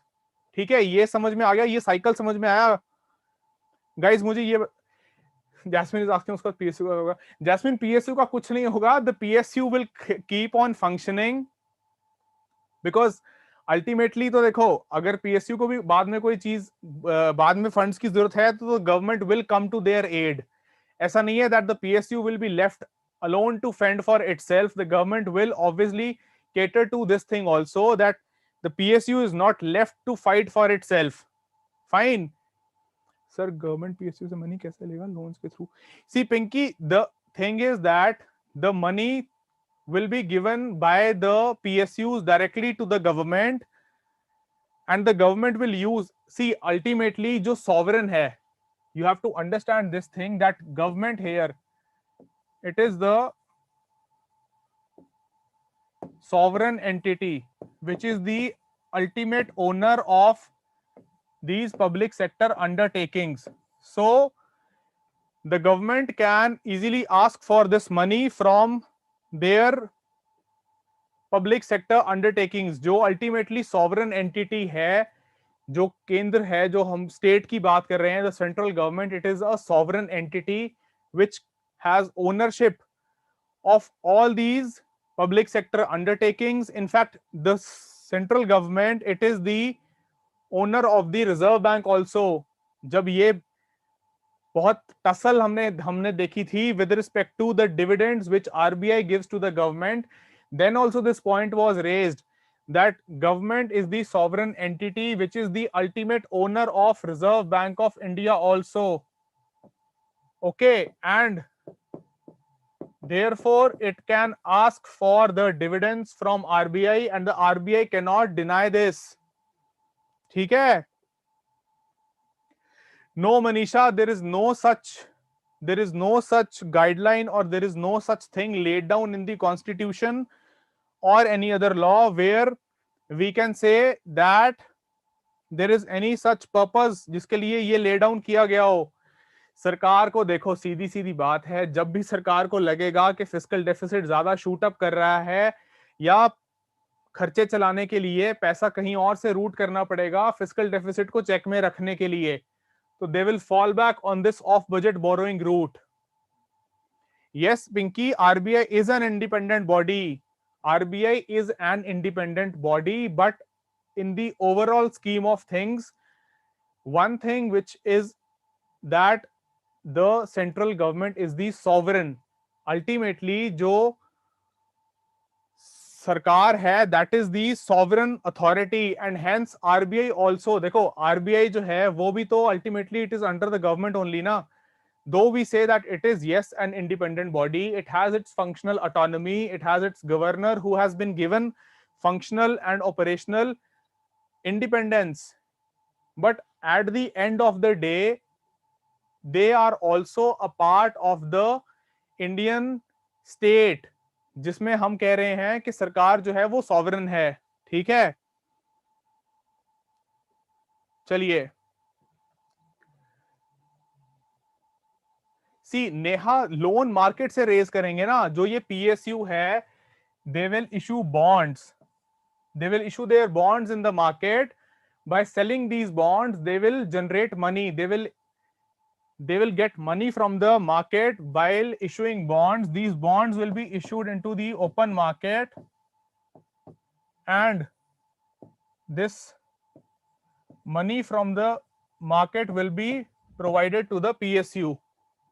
ठीक है, and that money which will be generated it will be routed to the government.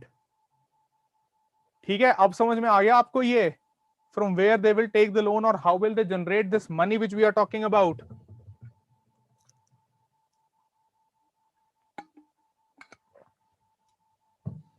ठीक है, ठीक है, thank you. Now we will quickly take a look. इसका snapshot please ले लो अगर आपने नहीं लिया है.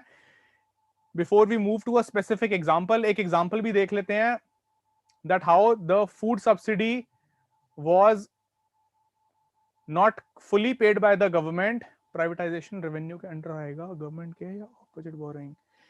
सी दैट प्राइवेटाइजेशन जो है वो तो बजट में अकाउंट होगा. वो जो रिसीट्स आ रही हैं वो आप डायरेक्टली शेयर्स बेच रहे हो, डिसइन्वेस्टमेंट कर रहे हो, that is certainly accounted for. That money is accounted for in the revenue of the government. The capital receipts जब हम बात करते हैं, जो कैपिटल अकाउंट के अंडर फॉल करता है, जो कैपिटल है सरकार की, ठीक है, उसमें फॉल करेगा.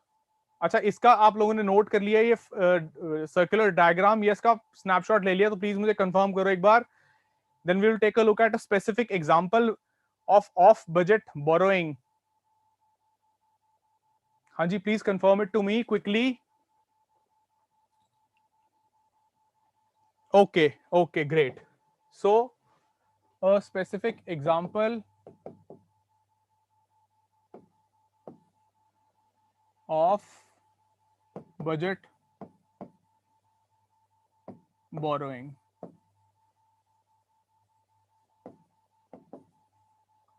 So, अगर हम 2020 के बजट की बात करें, this is an example that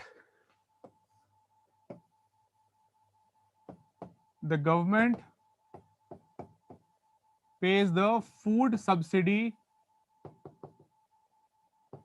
to Food Corporation of India और the FCI. ठीक है, ये तो आप सबको पता ही है ना, फूड कॉर्पोरेशन ऑफ इंडिया और द FCI. FCI जो है सरकार के बिहाफ पे ग्रेन्स, फूड क्रॉप्स प्रोक्योर करता है फार्मर से, स्टेट से अलग अलग, and FCI then distributes it through the ration shops, जिसको हम PDS शॉप्स भी कहते हैं, द पब्लिक डिस्ट्रीब्यूशन सिस्टम. ठीक है, ये आप सब लोगों को पता है, I am certain about that, this much all of you know. And the government it gives this food subsidy to the Food Corporation of India, जिसके चलते ये सस्ते दामों पे जो है गरीबों को ये राशन देते हैं. ठीक है, नाउ फॉर द बजट 2020-21,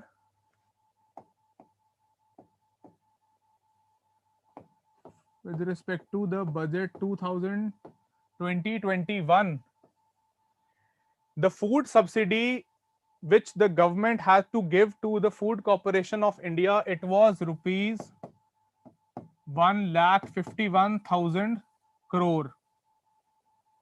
ठीक है, इतनी सब्सिडी जो है गवर्नमेंट ने एफसीआई को देनी थी. यहां तक समझ में आ गया एफसीआई का रोल क्या है, गवर्नमेंट किस तरीके से सब्सिडी देती है एफसीआई को. Now to keep its fiscal deficit in check, what the government did, the government asked the NSSF or the National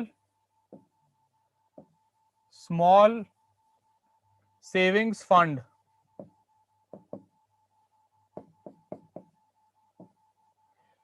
सरकार ने एनएसएसएफ को, या जिसको फुल फॉर्म जिसकी है the national small saving fund, जिसमें आपका जो प्रोविडेंट फंड के पैसा होता है, या जो और जीपीएफ का, ईपीएफ का, जो हम एम्प्लॉयज प्रोविडेंट फंड की बात करते हैं इन द इकोनॉमी मॉड्यूल, और the general provident fund, all that money is pooled into this one NSSF, that is the National Small Saving Fund.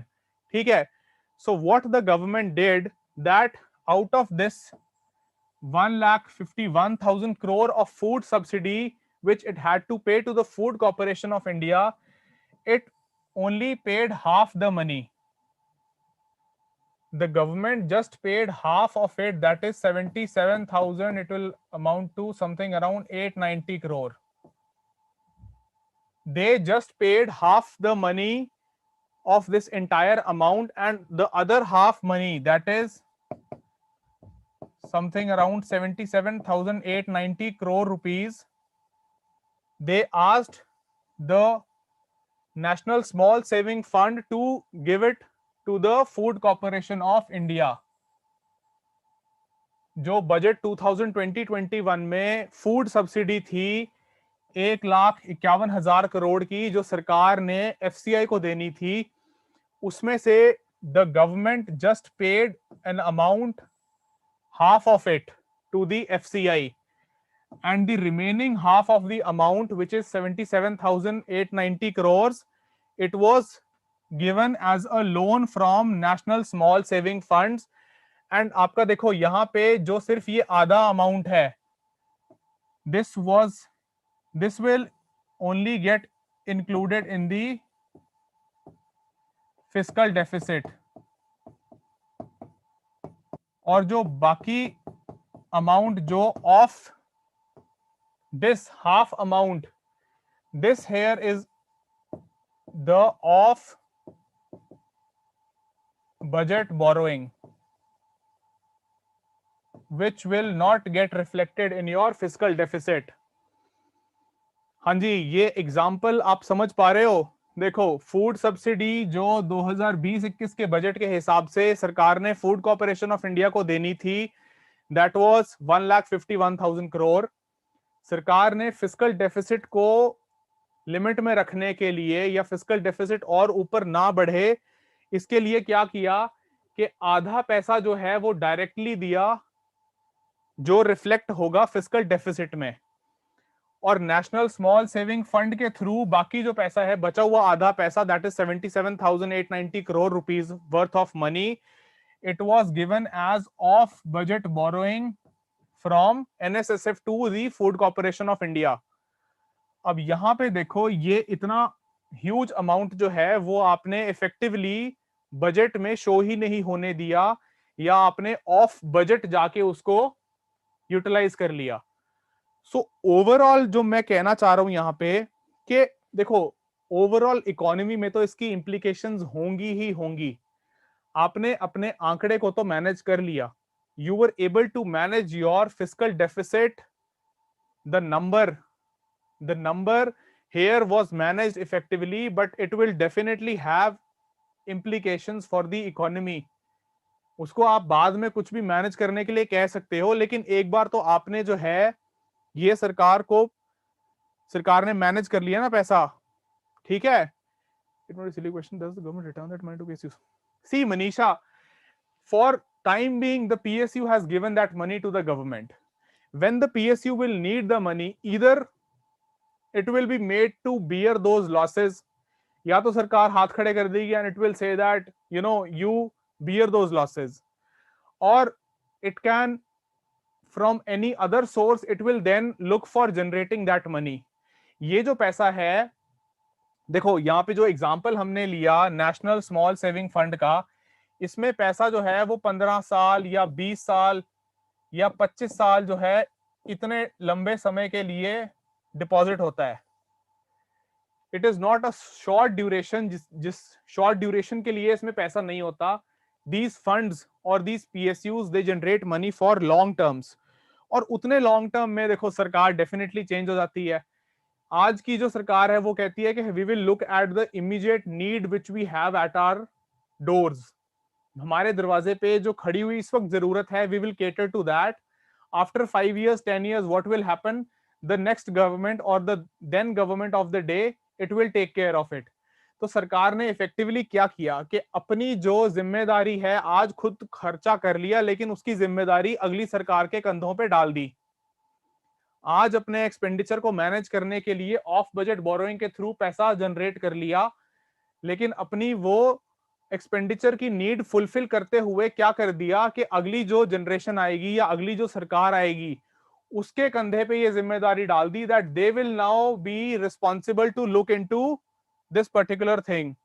Fine, okay, so Riya say sir this mean real fiscal deficit for, yes exactly. देखो रिया, जो आप बात कह रहे हो ना कि exact अब जो सरकार फिस्कल डेफिसिट का नंबर दे रही है उसमें ये ऑफ बजट बोरोइंग जो है, it is not calculated into it or it is not added into it, so we will not be able to get the actual number, क्योंकि ये ऑफ बजट बोरोइंग जो है, ये एक इंस्टेंस मैंने आपको एक एग्जांपल दिया।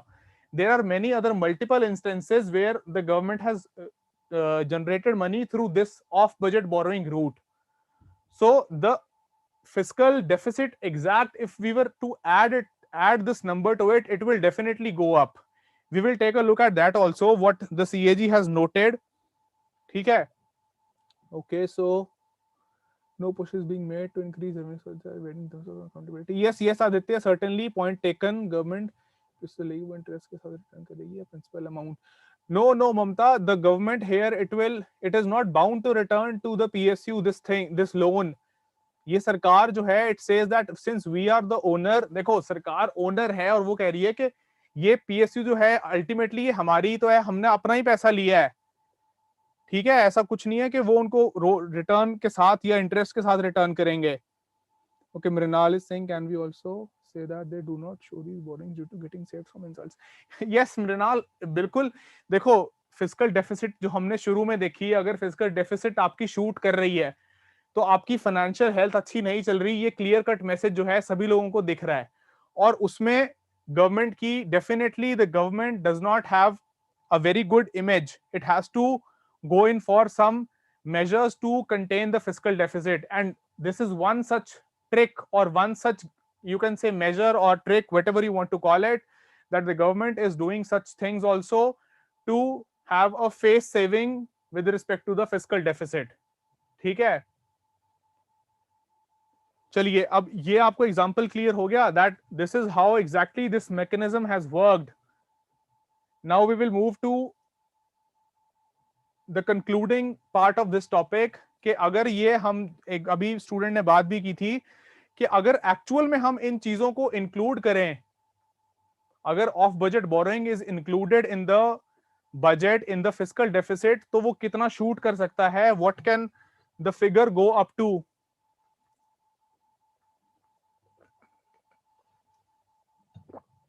अच्छा, ये आप लोगों ने नोट कर लिया तो स्नैपशॉट ले लो और please confirm it to me. Then we will quickly take a look at what if we add these off budget borrowings to the fiscal deficit and we show it in the budget। ठीक है, thank you, आप लोगों ने confirm कर दिया कि आप लोग सब नोट कर चुके हो। So if OFB, if off budget borrowing, if we add the off budget borrowing, if it is added to the fiscal deficit, then there is an observation by the CAG itself, the Comptroller and Auditor General of India itself has noted that if we add, यहां पे सिर्फ जो हमने example लिया, if we add just the National Small Saving Funds, the NSSF loan, अगर सिर्फ national small saving fund के loans को ही हम ऐड करते हैं जो ऑफ बजट बोरोइंग लोन्स के थ्रू की गई है from the NSSF, if we add only those funds and this is for the year 2020-2021. okay, so the CAG observed that it will add around rupees 45,000 crore extra, around rupees 45,000 crore extra it will add to the fiscal deficit. आपके fiscal deficit में FD में इतना jump आ जाएगा करीब 45,000 करोड़ का, जो कि बिल्कुल भी छोटी अमाउंट नहीं है. ठीक है, और अभी ये ध्यान में रखो, हमने सिर्फ एनएसएसएफ के लोन्स के रिगार्डिंग यहां पे पिक्चर में ऐड की है चीज. हमने बाकी और दूसरी ऑर्गेनाइजेशंस या दूसरे पीएसयूज को हमने अभी केटर नहीं किया है. We have just added into the loans from the NSSF. Fine. और एडिशनली जो सरकार की एक्चुअल लाइबिलिटीज हैं, if we add this, then the CAG has noted that if additionally also the government's actual liabilities would be higher, यहां पे जो आपका government कहती है और जो CAG कहता है fiscal deficit,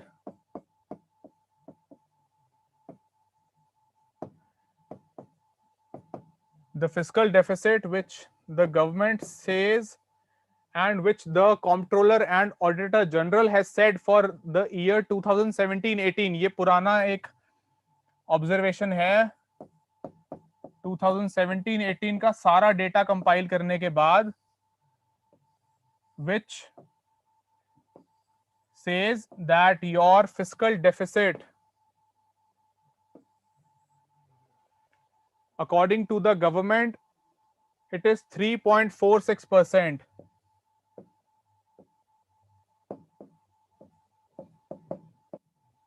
of the gross domestic product. सरकार के हिसाब से 2017-18 में सीएजी ने जो ऑब्जर्वेशन यहां पे की है कि सरकार के हिसाब से fiscal deficit was 3.46% of GDP. However, what the CAG observed that if we add the off budget borrowings, so it shoots up to 5.85%.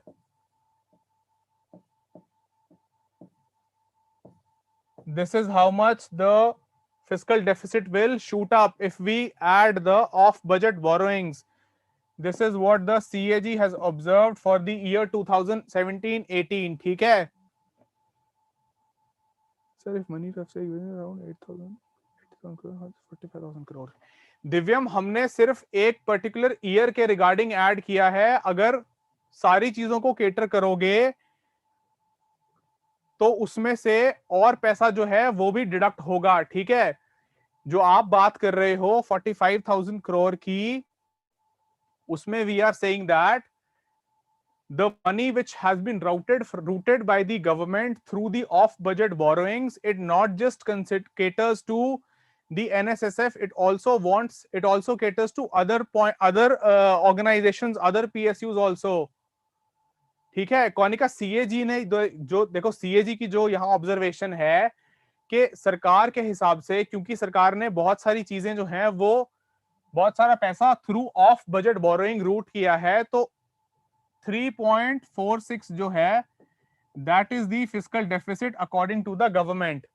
ये एक कम नंबर इसलिए है क्योंकि ऑफ बजट बोरोइंग वाली मनी उसमें ऐड नहीं हुई है. लेकिन अगर CAG जब ऐड करे उस अमाउंट में the money rooted through off budget borrowing, तो ये फिस्कल डेफिसिट 3.46 से बढ़ के 5.85% हो जाता है। ठीक है, this is the point we are talking about here. CAG seems to be, yes exactly Manisha, CAG is the watch dog of the public purse, the public money which the government spends. CAG is a watchdog which keeps an eye on that. CAG जो है वो audit इसीलिए करता है ताकि पता चल सके कि पैसा जो है वो कहां खर्च हुआ।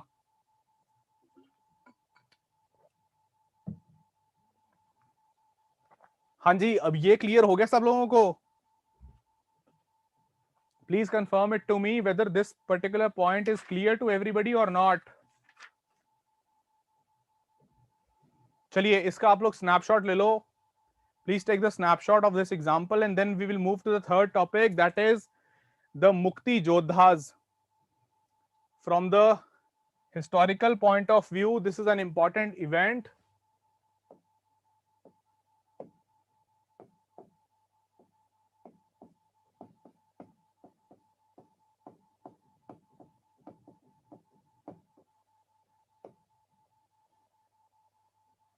आपके बायलैटरल रिलेशंस के पॉइंट ऑफ व्यू से with Bangladesh and with your historical point of view also, the history of the world and India's bilateral relations, this is an important topic.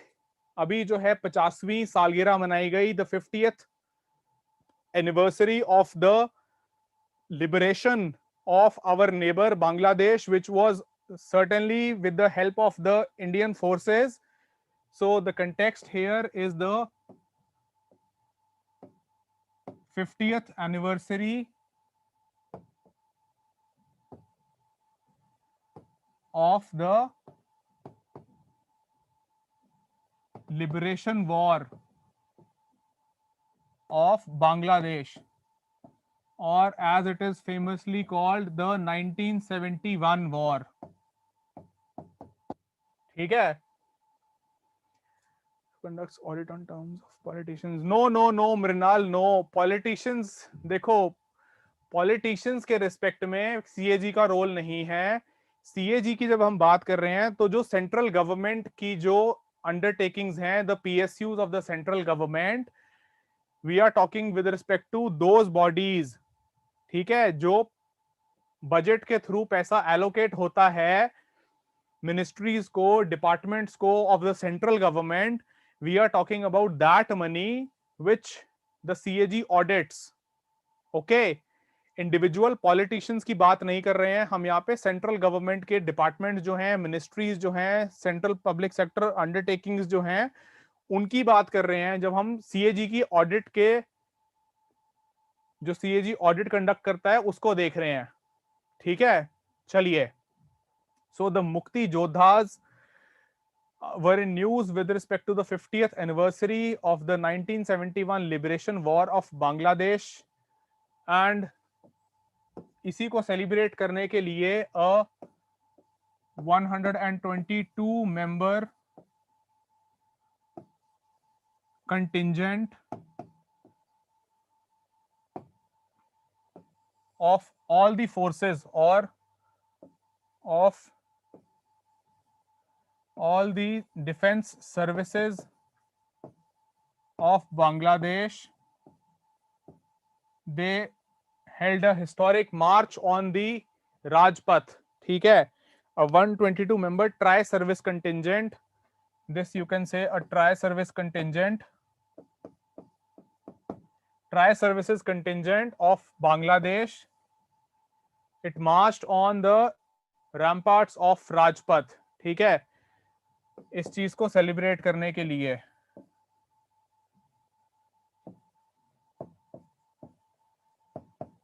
ये हिस्ट्री में एक इंपॉर्टेंट इवेंट के रूप में it will be seen that India and Bangladesh joint partnership and India's role, जो हमने एक बहुत प्रोएक्टिव रोल प्ले किया था for liberation of Bangladesh from the operation and the tyrannical rule of Pakistan in the year 1971. So this was a special historic moment, क्योंकि ऐसा कम ही देखने को मिलता है, and this was for the first time that we had from Bangladesh a tri-services contingent marching on the Republic Day along with the Indian forces on Rajpath. Okay, so देखो सिर्फ bilateral relations की बात अगर करें तो India Bangladesh relations जो हैं important हैं, पर उसके साथ साथ जो हमारी कल्चरल लिंकेज है, जो हमारी सिविलाइजेशनल लिंकेज है, वो भी बहुत पुरानी है। इनफैक्ट अगर आप देखोगे तो इंडिपेंडेंस से पहले तो बांग्लादेश जो है इट वाज इंडिया ओनली ना, ये पूरा जो पार्ट है वो इंडिया का ही पार्ट होता था। उसके बाद ठीक है पार्टीशन हुआ, विभाजन हुआ देशों का, ईस्ट पाकिस्तान वेस्ट पाकिस्तान बन गया, ईस्ट पाकिस्तान वेस्ट पाकिस्तान के बाद फिर फर्दर पाकिस्तान और बांग्लादेश बन गए। Yes exactly Aditya, east Bengal, फिर ब्रिटिशर्स का जो 1905 का पार्टीशन था बंगाल का। तो बहुत लंबा हमारा कल्चरल सिविलाइजेशनल लिंकेज रहा है बांग्लादेश के साथ, और इसलिए ये इंपॉर्टेंट है आपके हिस्टोरिकल पॉइंट ऑफ व्यू से भी। So we will take a look at this contingent also and what significance does it hold for our relations with Bangladesh. ठीक है, तो ये कंटेक्स्ट है, इसका स्नैपशॉट ले लो, ये नोट कर लो, then we will start discussing about the contingent, why this contingent was special, and yes, it is tri services. This is tri services. I'll write it again for you. This is tri services, that is the Bangladesh Army, the Bangladesh Air Force and the Bangladesh Navy, all. ठीक है, चलिए, I hope you have noted it. Let's now discuss the contingent. So the contingent, the tri services contingent, which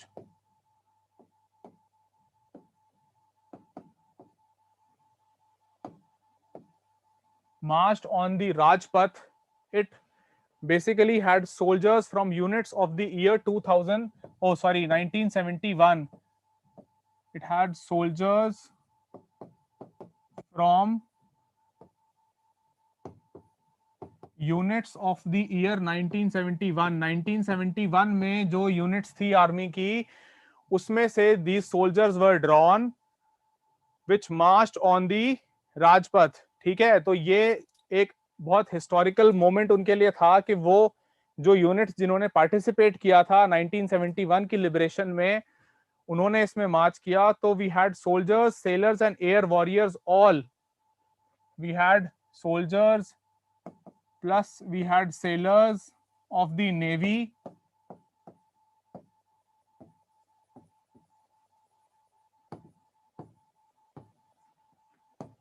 plus we had air warriors as they call it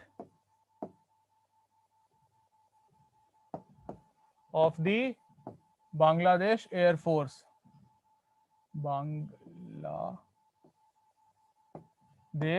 Air Force. So all the tri forces, yes Aditya, बिल्कुल मुक्ति योद्धास, or you also can call it the Mukti Vahini.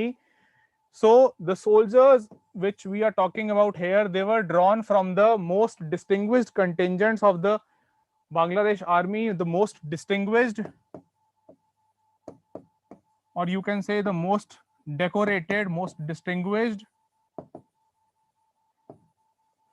units of Bangladesh army, जिन्होंने खुद वो historic moment जो है, जिन units ने witness किया था इन the year 1971 when Bangladesh was liberated. ठीक है, ये जो मुक्ति योद्धास हैं, ये डिस्कस करने के बाद हम scientific social responsibility policy discuss करेंगे, which is an important policy of your ministry of science and tech. ठीक है, यहां अभी क्लास एंड नहीं करेंगे हम, मुक्ति योद्धा डिस्कस करने के बाद we will take a look at the new draft policy of the ministry of science and technology, which is an important policy, that is the scientific social responsibility policy. Okay, so जो ये हम बात कर रहे हैं units की, so east Bengal regiment और field artillery regiment, these were the two units, the east Bengal regiment and with the East Bengal regiment, the another distinguished unit was the field artillery regiment,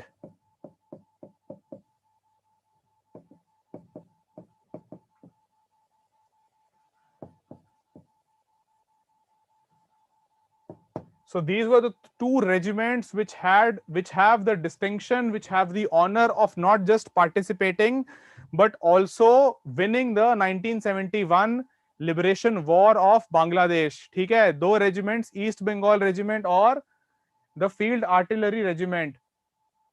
so these two units,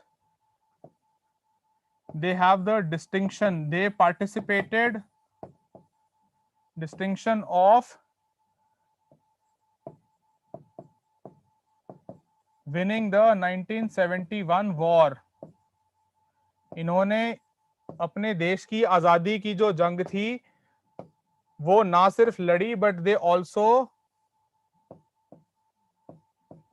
got independence for their country. ठीक है, ये देखो बहुत बड़ी एक moment होती है। अगर आप लोगों में से किसी की फैमिली में कोई आर्म्ड फोर्सेस में होगा या कोई एयर फोर्स में होगा या कोई नेवल सर्विसेज में होगा, तो you will be better placed to relate to that position के एक सोल्जर के लिए वो कितना emotional, high emotionally charged moment होता है कि अगर उसका कंटिंजेंट, उसका जो यूनिट है वो पार्टिसिपेट कर रहा है किसी इतने बड़े वॉर में और वो सक्सेसफुली अपने कंट्री के लिए वो वॉर जीतते हैं।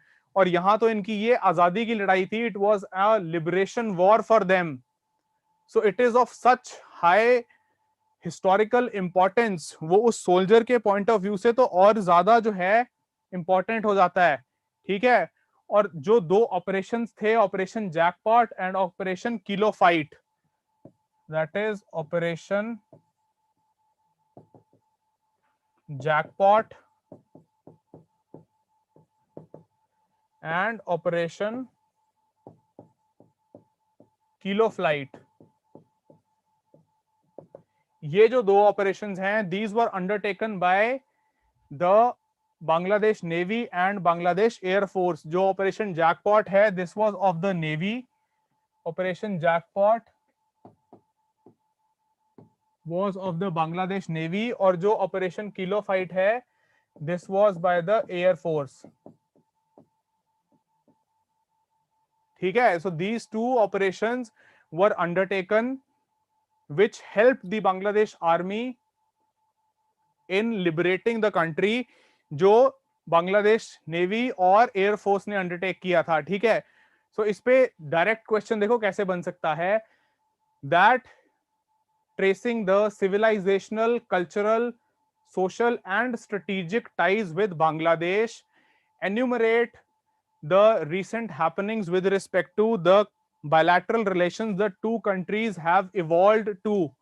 So उसमें आप historical underpinnings की जब बात करोगे, तो अगर आप ये मेंशन नहीं करते तो डेफिनेटली आपका जो आंसर है इट विल लूज वेटेज, क्योंकि इंडिया का बहुत डायरेक्ट और बहुत सिग्निफिकेंट रोल था बांग्लादेश को लिबरेट कराने में। तो अगर आप इस तरीके से आंसर स्टार्ट करते हो जिसमें आप हिस्टोरिकल अंडरपिनिंग्स मेंशन करते हो और ये सब पॉइंट्स मेंशन करते हो, तो then it certainly adds weight to your answer.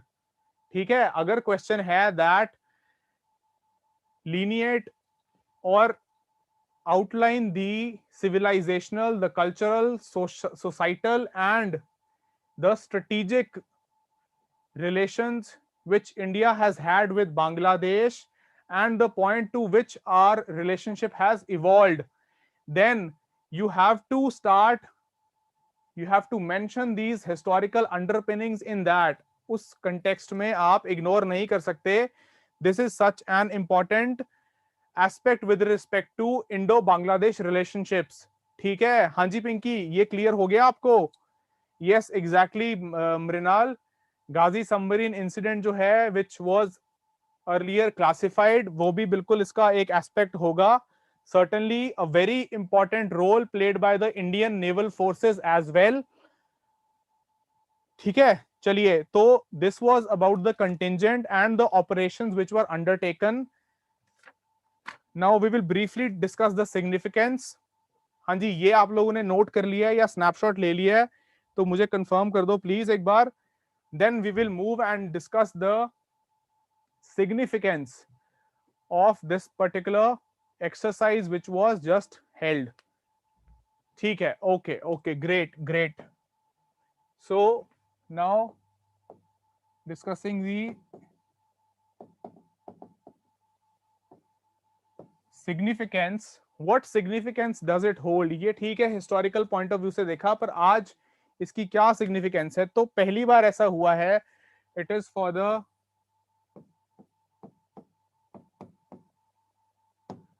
first time that we had the presence of Bangladesh forces at the Republic Day parade, and such a march was held at Rajpath. So presence of Bangladesh forces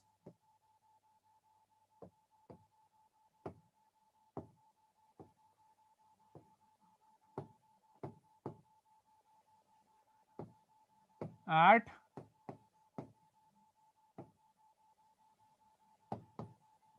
Republic day celebrations और the Republic day parade, ठीक है।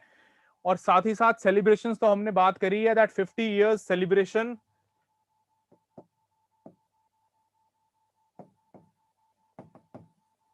Celebration of the 50 years of 1971 liberation war, ठीक है। तो ये तो जो है हिस्टोरिकली इंपॉर्टेंस जो हो गई वो हो गई। साथ ही साथ यहाँ पे जो हम message to the world, the message which we are conveying to the world, देखो कभी भी किसी इवेंट के पीछे सिर्फ एक सिंगल पॉइंट मैसेज नहीं होता या सिंगल पॉइंट रीजन नहीं होता, there are multiple things which are associated, and UPSC wants you to analyze you, it wants you to view it from all those aspects, ठीक है। अगर आप कल को ब्यूरोक्रेट भी बनते हो, तो if at all there is a challenge which is posed in front of you being the district magistrate, then you will have to have multiple angles to that particular challenge, only then you will be able to solve it effectively, fine। So here also through this event we have not just celebrated, the historical ties which we have with Bangladesh, but we have also at the same time conveyed a message to the world that we are such strategic allies, we have a deep friendship, ठीक है। So it signifies joint march, it signifies the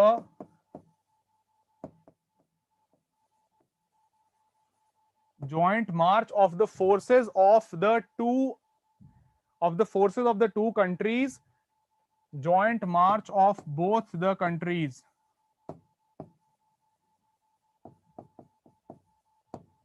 and their forces, both the countries on the path of progress and prosperity. We have conveyed it to especially our immediate neighbor, which is notorious, which is sometimes nonsensical, that is the state of Pakistan, that we can coexist with once your half brother, that is Bangladesh, and a very, very clear message has been conveyed to China, to Pakistan, and to the world at large. And what is that message? A clear message to the world. हमने दुनिया को ये भी दिखाया है इसके through that unique friendship with Bangladesh can help combat all hurdles. We have a unique friendship through which we can combat all hurdles. Fine. So this is what a unique message has been conveyed to the has been conveyed across the globe. Yes, cooperation and friendliness ties. Exactly, Aditya.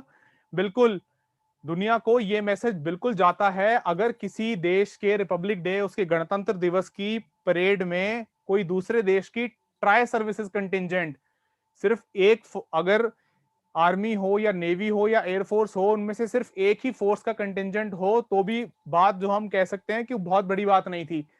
लेकिन अगर tri forces, तीनों forces का contingent is marching there, then it certainly sends a very strong message ठीक है, ये चीज clear है. So this is what the significance of this joint march was in the Indo-Bangladesh relationships and what we are portraying to the world. International relations में, bilateral relations में जब हम बात करते हैं तो परसेप्शन बहुत बड़ा रोल एक प्ले करती है. What is the perception which you are carrying out, what is the message which you are giving out, is it the message strong enough, is it the message bold enough. This is a very bold message. ठीक है, ये चीज clear हुई सब लोगों को? हाँ जी, please confirm, is it clear? If any doubt is there please ask and take the snapshot also.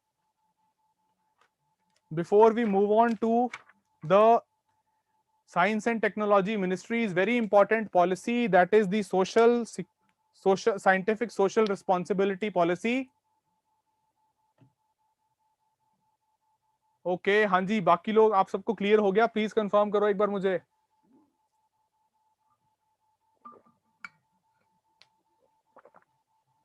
चलिए ठीक है, thank you so much.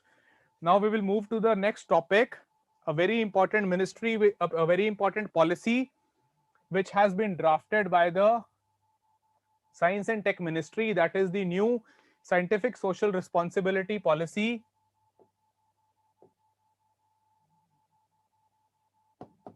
Scientific Social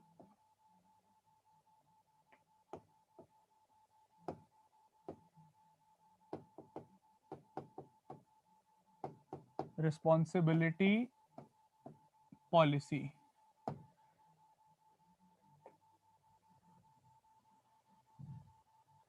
So this is an important policy with respect to, okay, so with respect to your GS paper 3, which caters to the science and technology part, the scientific social responsibility policy, I don't know why it is double here, just wait it. Yes, the scientific social responsibility policy. So the Science and Tech Ministry,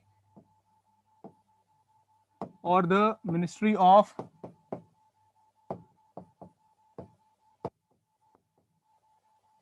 Science and Technology, it has drafted this new policy. The ministry has been deliberating on this policy for over an year. जो ये policy है, it was under consultation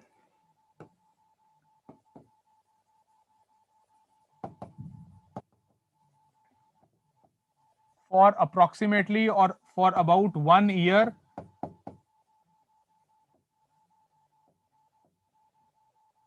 ठीक है, and now a final draft has been prepared for this particular policy. देखो, अगर जो ये यहाँ पे बात कर रहे हैं, it has, this policy has been framed on the lines of the corporate social responsibility policy. आपने CSR के बारे में सुना होगा. जो हमारा कॉर्पोरेट सेक्टर है उसके ऊपर जो एक दायित्व है ये देखने का, that they are also catering to the environmental needs, the needs of the society, the social needs, the environmental needs, which is mandatory under the corporate social responsibility model or the corporate social responsibility policy. So this scientific social responsibility policy has also been framed on the lines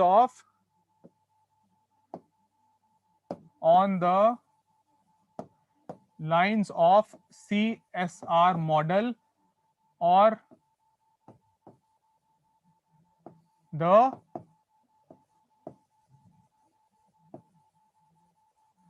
corporate social responsibility.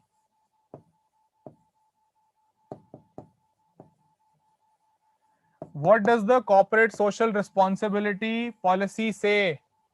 हाँ जी, जो ये policy है, पहली बात तो ये mandatory है. In the year 2014 we made the CSR thing mandatory. हाँ जी, कौन बता सकता है कि क्या क्राइटेरिया है किसी कंपनी का, उसका कितना प्रॉफिट, नेट प्रॉफिट होना चाहिए for it to come mandatorily under the corporate social responsibility policy? I have this question for you.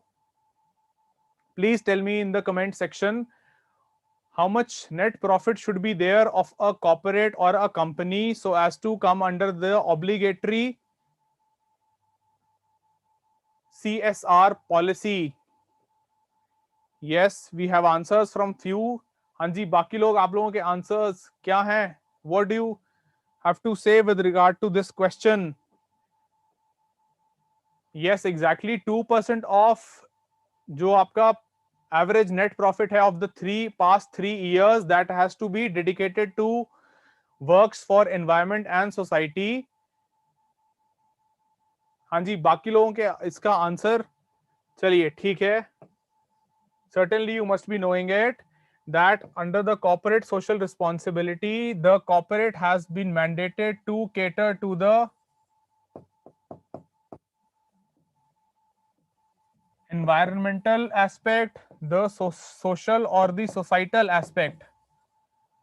So इस पॉलिसी के अंडर हमने मैंडेटरली 2% जो है बिल्कुल Avani, yes exactly Riya, 2% of the net profit of the past 3 years उसको जो है dedicate करना पड़ेगा कॉर्पोरेट सोशल रिस्पॉन्सिबिलिटी पॉलिसी के under for the development of the needs of the environment, the needs of the society. जो आप profit generate कर रहे हो, इंडस्ट्री जो प्रॉफिट जनरेट कर रही है और उस प्रॉफिट को जनरेट करते वक्त जो आपकी इंडस्ट्रियल एक्टिविटी है उससे एनवायरनमेंट को अगर कुछ नुकसान हो रहा है या if there is any effect on the environment, then this policy mandates that you have to cater to the needs of the environment also and the society also.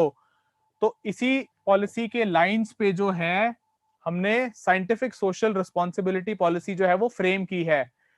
और साथ ही जो ministry of science and tech है, it has said that this policy it was necessitated by, इसकी जरूरत क्यों पड़ी, it was necessitated by the need that scientists have maintained certain isolation from the societal needs. The scientific community, the scientific community's isolation from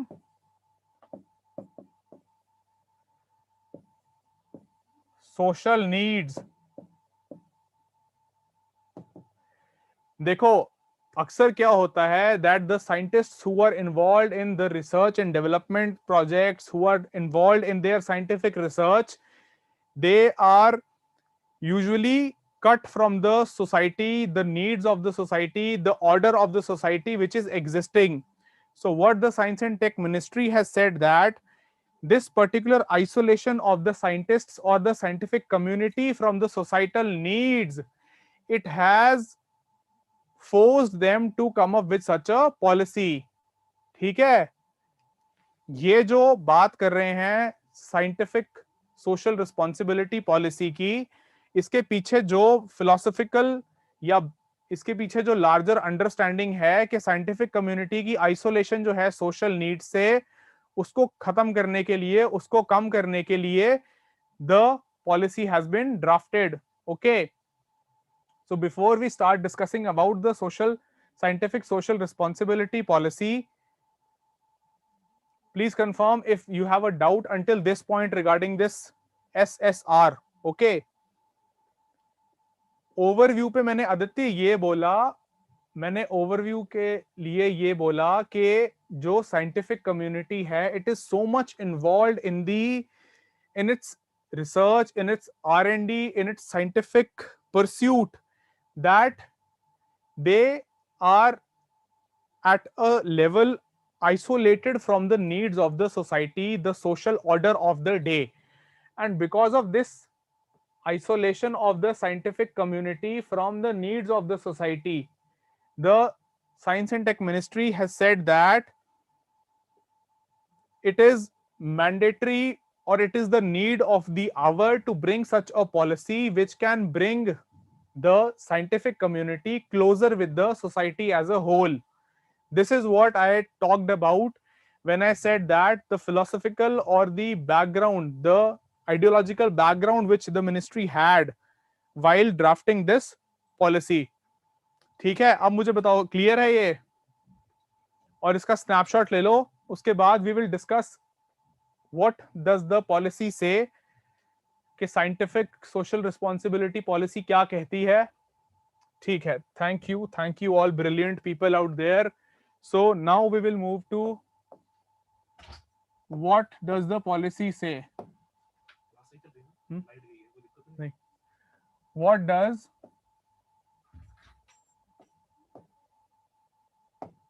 scientific social responsibility policy से.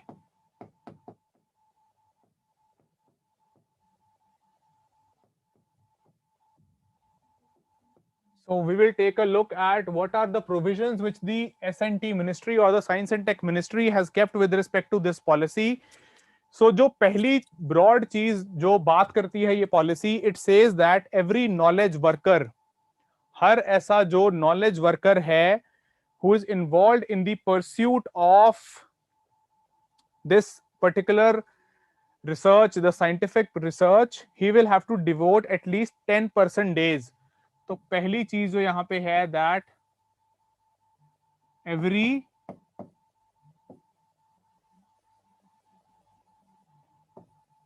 knowledge worker, I'll explain it to you, don't worry. Every knowledge worker will have to devote at least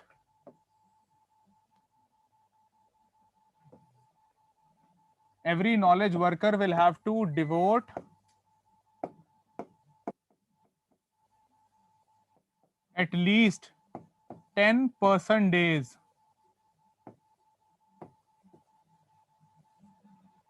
हर एक knowledge worker को कम से कम 10 दिन devote करने पड़ेंगे. किस चीज के लिए? To scientific social responsibility activity. जो यहां पे SSR लिखा है मैंने, that is the scientific social responsibility, जो पॉलिसी का नाम है. ठीक है, the SSR activity. Okay, Jaspreet is saying, please show the previous slide. Okay, just wait for a couple of seconds, guys. There is a doubt from a student regarding the previous slide. So I'll just quickly show the previous slide. हाँ जी, Jaspreet, please confirm.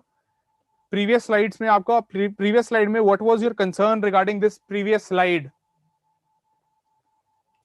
Please confirm the what was your concern regarding the previous slide.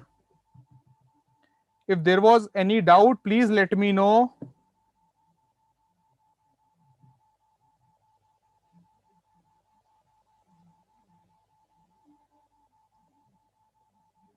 Hanji. Okay. Jaspreet said I missed to snapshot. Then please take a snapshot. The class is waiting for you. Please take the snapshot.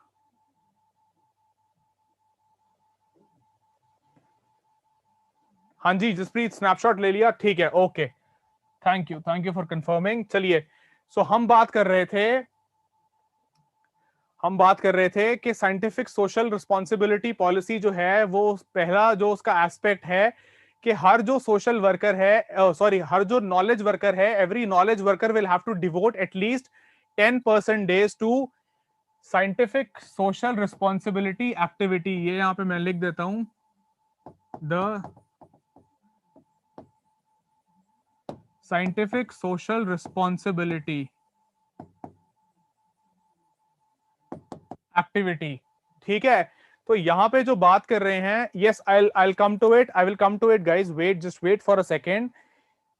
जो SSR activity है और 10% days हैं और knowledge worker है, तीनों के बारे में बात करेंगे. देखो, जो यहां पे नॉलेज वर्कर के रिगार्डिंग बात हो रही है, any such worker whose main capital is knowledge, that can be called as a knowledge worker.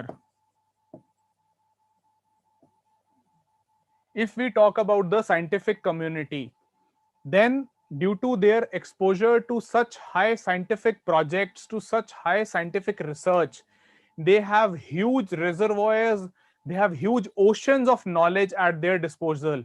जो साइंटिस्ट्स हैं उनके पास इतनी हाई नॉलेज है, that is knowledge is their main capital.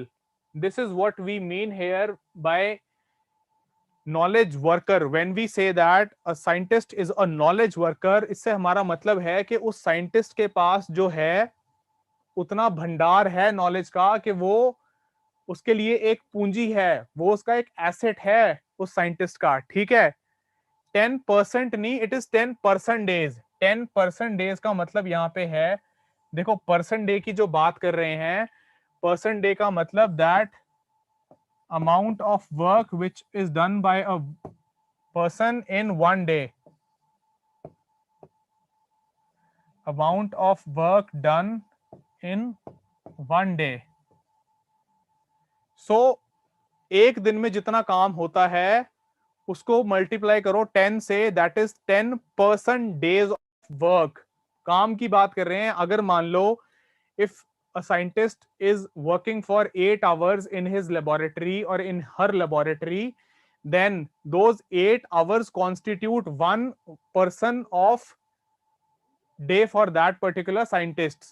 So that is what is being said here, that 10% days is what the minimum amount is, कि उतना minimum amount जो है आपको कंट्रीब्यूट करना पड़ेगा साइंटिफिक सोशल रिस्पॉन्सिबिलिटी एक्टिविटीज में। हाँ जी बिल्कुल, per year. I am sorry, I didn't mention that 10% days, these are per year. Thank you so much, thank you so much Manisha, sorry thank you so much Ashima for reminding that point. ये जो 10% days हैं, these 10% days are to be devoted to SSR activity per annum for an individual. ठीक है, अब मुझे ये बताओ, ये परसेंट डेज वाली बात यहाँ पे क्लियर हो गई सभी लोगों को? नॉलेज वर्कर और परसेंट डेज, ये दो चीजें क्लियर हो गई जो पहला मेन एस्पेक्ट है इस पॉलिसी का। Please confirm it to me, इसमें कोई डाउट है तो मुझे बता दो। जो पहला मेन एस्पेक्ट है which the policy says that every knowledge worker will have to contribute at least 10% days per year towards scientific social responsibility. Okay, thank you for confirming. अब यहाँ पे जो नॉलेज वर्कर की बात हो रही है, सॉरी जो SSR एक्टिविटी, जो social scientific social responsibility activity की बात हो रही है, it can be lectures also, it can be workshops also, it can be conducting of some seminars also. ठीक है, please repeat second point. Okay, Suman has asked for repetition of the second point. देखो second point यहाँ पे ये था कि जो knowledge worker है कोई, उसकी मेन कैपिटल जो है वो नॉलेज है। तो वो जो नॉलेज उसकी है, that is his main capital, that is his main asset which he has inculcated over so many decades of hard work. So that knowledge has to be shared with the society. That is what we form here as a part of the scientific social responsibility activity. ठीक है सुमन, I hope ये second point जो यही था आप जिसकी बात कर रहे थे। And Aditya, yes, percent day जो है वो बिल्कुल the amount of work you do in a normal working day, that is here simply referred to as a person day. Yes, Aditya, your point here is the point of person day, that the amount of work which you are doing at one working day or in one day at your workplace, that is the 1% day which here is being said by the policy, जो 10% days आपने devote करने हैं पूरे साल में।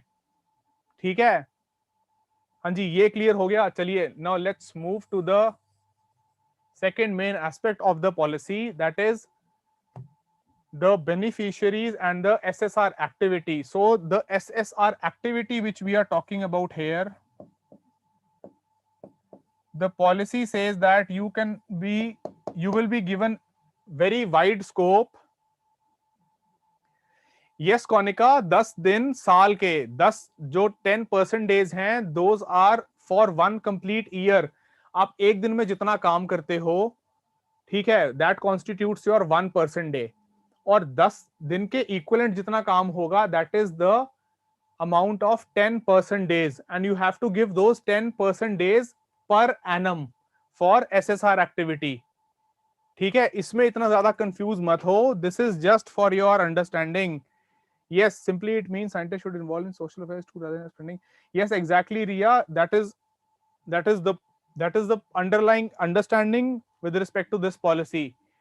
ठीक है मनीषा, बहुत ज्यादा इस चीज में कंफ्यूज मत हो। It will measured in working hours. देखो हर एक इंस्टीट्यूशन का जिस हिसाब से वर्किंग जो परसेंटेज होंगे, it will be done according to that. Don't get involved into the details of it. Just remember that this much amount has to be devoted for social, scientific social responsibility activity. ठीक है, चलिए अब बात करते हैं जो दूसरी aspect है, that is the SSR activity. So इसमें the policy says that it will give a wide scope, but at the same time the SSR activity, it must pertain, this SSR activity which we are talking about here, it must pertain to certain things which include transmission of scientific knowledge.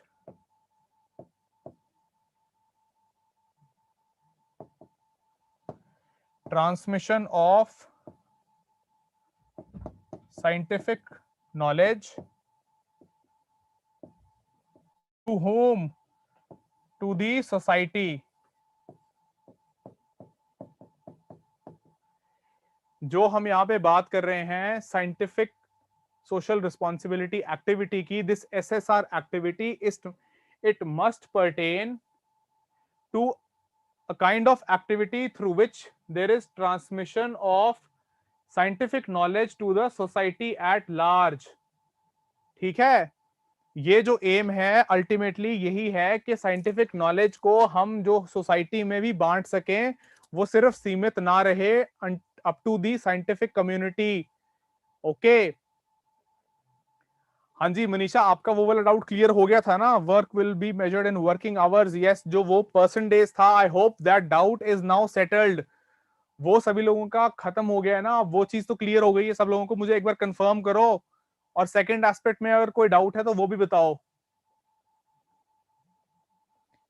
Yes guys, हाँ जी, I am waiting for your response. Percentage वाला doubt तो नहीं बचाना कोई, और साथ साथ एसएसआर एक्टिविटी वाला भी कुछ अगर आपको पूछना है तो please ask before we move forward. Okay okay, thank you. So देखो, दो मेन बातें यहाँ पे करी हैं कि हर एक नॉलेज वर्कर को इतने मिनिमम टाइम जो है वो डिवोट करना है, और साथ साथ जो एसएसआर एक्टिविटी है वो परटेन करनी चाहिए to transmission of scientific knowledge to the society. ठीक है, इसका स्नैपशॉट ले लो, then we will move to the next aspect of the next point of this policy, that is how are they going to ensure its effective implementation. ये note down कर लिया है, या अगर स्नैपशॉट ले लिया तो मुझे कंफर्म करो, then we will discuss that how will they ensure that this policy is effectively implemented. ठीक है, चलिए, thank you guys. So the next thing is that the effective implementation.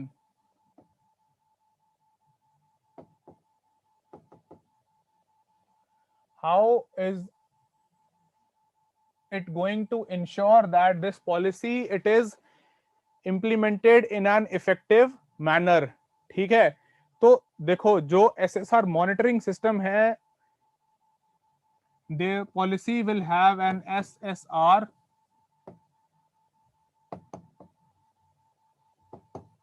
monitoring system in each institution. जिन भी institutions को इसके under जो है implement करने के लिए कहा जाएगा, उस हर एक इंस्टीट्यूशन में there will be an SSR monitoring system. This particular SSR monitoring system, it will assess what? It will assess the capabilities of the institution and the individual. दोनों लेवल्स पे जो है assess किया जाएगा, that is at the level of the institution or you can say the projects which the institute is running. The institutional projects, पहली assessment जो है या पहले तरीके की असेसमेंट जो है वो की जाएगी on the basis of the institutional projects, and the institute will be asked to publish their, they will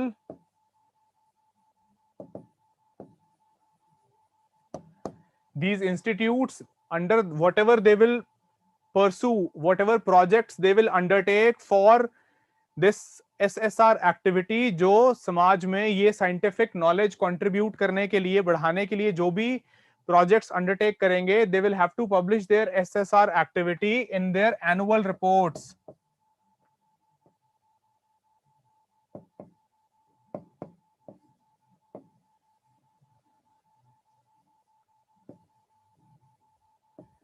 देखो हर एक ऑर्गेनाइजेशन जो है उसकी एक एनुअल रिपोर्ट उसकी परफॉर्मेंस के लिए निकाली जाती है, और सिमिलरली जो इंस्टीट्यूशनल लेवल पे मॉनिटर करेंगे एसएसआर एक्टिविटी को, तो they will have to publish it in their annual reports whatever projects they have undertaken to transmit this knowledge to the society. ठीक है, ये हो गई बात इंस्टीट्यूशनल प्रोजेक्ट्स की। Apart from that it will also assess, the second monitoring system will be of at the individual level, that what is the SSR activity or what contribution is being made by the individuals from that organizations, the scientists, the knowledge workers who are engaged in that work, वो अपने खुद के level पे क्या कर रहे हैं, that is the individual SSR। ठीक है, इंडिविजुअल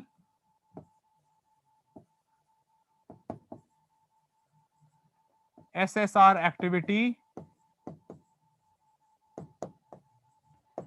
और इसको जैसे यहां पे इंस्टीट्यूट जो है वो अपनी एनुअल रिपोर्ट में पब्लिश करेगा, सिमिलरली जो इंडिविजुअल्स हैं उनकी जो असेसमेंट होती है हर साल की, उसमें this SSR activity it will be given due weightage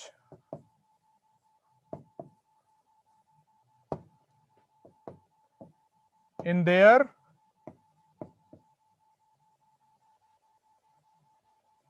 assessment reports of the organization। देखो जैसे हर एक एम्प्लॉय का एक एनुअल कॉन्फिडेंशियल रिपोर्ट होता है, वैसे ही एक असेसमेंट रिपोर्ट जो है हर एक ऑर्गेनाइजेशन मेंटेन करती है with respect to the performance of their employees. और यहाँ पे उसी असेसमेंट रिपोर्ट में बात की जा रही है कि जो भी इंडिविजुअल या जो भी साइंटिस्ट या जो भी नॉलेज वर्कर जो है, whatever SSR activity he or she will undertake, that will be given due weightage in that assessment report, and this is how they intend, the policy intends to evaluate the implementation on an individual level। यहाँ पे जो हम individual level की बात कर रहे हैं, the policy and its implementation at the individual level will be monitored in this fashion। ठीक है, ये क्लियर हो गया। मुझे ये चीज बता दो, इंस्टीट्यूशनल लेवल पे और इंडिविजुअल लेवल पे, these are the two broad levels where this policy and its implementation shall be monitored। ठीक है, हाँ जी, इसका स्नैपशॉट ले लो, या अगर आपने नोट कर लिया है तो well and good. And we will next see the importance, that what is the importance. देखो ये GS3 science and tech portion में this can be asked as a direct question, that what led to the drafting और what led to the coming of the new scientific social responsibility policy, elaborate। so you should know in that के underlying principle क्या था, philosophical basis क्या थी, क्यों हम ऐसा करने पे मजबूर हुए कि नई पॉलिसी एक इंट्रोड्यूस करनी पड़ी। उसके अंडरलाइंग रीजन यही था कि जो हमने डिस्कस किया, साइंटिफिक कम्युनिटी की, साइंटिस्ट्स की एक relative isolation from the larger societal needs। ठीक है, ये समझ में आया? तो ये इसलिए it is very very important for you to understand it holistically, that this is why it has taken almost the time of 1 year by the Science and Tech Ministry, that they have deliberated comprehensively, elaborately. They have meticulously taken this pain to draft this policy. Sir, what kind of project do they undertake? Yes, we will look at it. जो projects हैं जपजी, देखो इसमें individual level पे और institutional level पे the projects that can be lectures, that can be workshops, that can be webinars, that can be engaging work with students, teachers, NGOs, etc. देखो जब हम बात कर रहे हैं SSR एक्टिविटी की, तो उसमें साइंटिफिक कम्युनिटी को इतनी छूट दी गई है कि वो खुद डिसाइड कर सकें whether they want to conduct certain lectures in universities, in colleges, in schools, so as to interact with the students, interact with the teachers. They want to conduct certain workshops.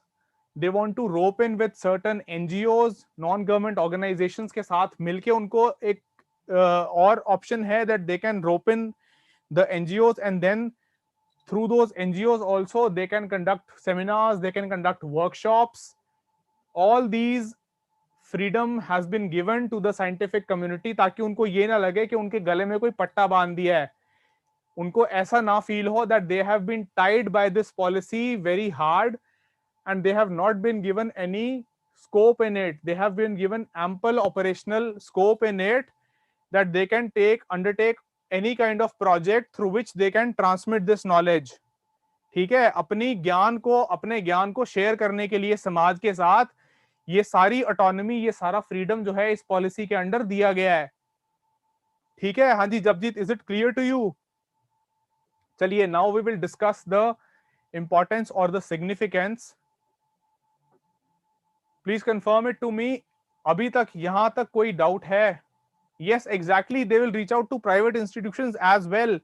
See, when we are talking about society as a large, it includes every section. It includes not just the government sector, it also includes the private institutions as well. बहुत large education में तो देखो scope कितना ज्यादा है. Public universities, public colleges तो हैं, but along with that the private infrastructure in education sector is humongous. You have so many private colleges, you have so many private universities, you have so many private schools. So the scientific community certainly will have to engage with them also. बिना उनके तो ये possible कैसे हो पाएगा? आधी picture रह जाएगी ये तो. ठीक है, ये चीज समझ में आ गई ना? चलिए, आई होप आप लोगों ने सबने इसका स्नैपशॉट ले लिया है. Now we will take a look at the importance और the significance. The fourth aspect, that is the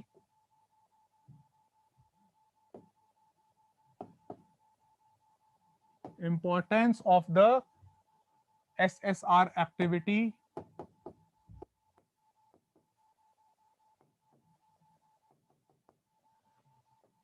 तो ये जो इतनी जद्दोजहद या इतना जो परिश्रम किया जा रहा है, ये इससे क्या होगा, क्या इससे इसकी इंपॉर्टेंस क्या है? So they will have to approach the institute by themselves. See Jasmine, right now this policy is yet to be approved by the cabinet, but yes, the scientific community will have to take a proactive approach. They will certainly have to be on their front foot, and they will have to engage different sections, different sectors from the society, the education sector, the corporate sector, the non-government organizations, the NGOs, and other sectors also, when we are talking about this particular SSR activity. तो उसमें जो है, इनको proactively scientific community को खुद ही आगे बढ़ के एक हाथ अपना आगे बढ़ाना पड़ेगा. They will have to extend their hand towards these societal actors. ठीक है, स्टूडेंट्स हैं, टीचर्स हैं, लोकल बॉडीज हैं. देखो, लोकल बॉडीज को भी रोप इन कर सकते हैं. अर्बन लोकल बॉडीज को, रूरल लोकल बॉडीज को, पंचायत को, लोकल डिस्ट्रिक्ट एडमिनिस्ट्रेशन के साथ कोलैबोरेट करके scientific community can engage in transmitting this scientific knowledge to the society. ठीक है, चलिए, so coming to the importance of this particular policy, that is what is the idea and basis and why they have done so. So the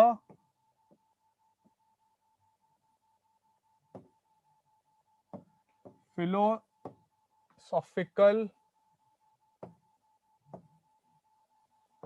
basis, the philosophical basis of this policy, that is the new SSR policy, is to create linkages. ये क्या चाह रही है? That to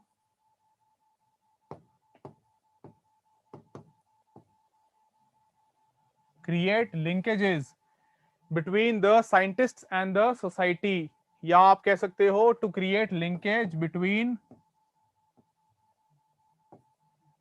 science on the one hand and the society on the other hand.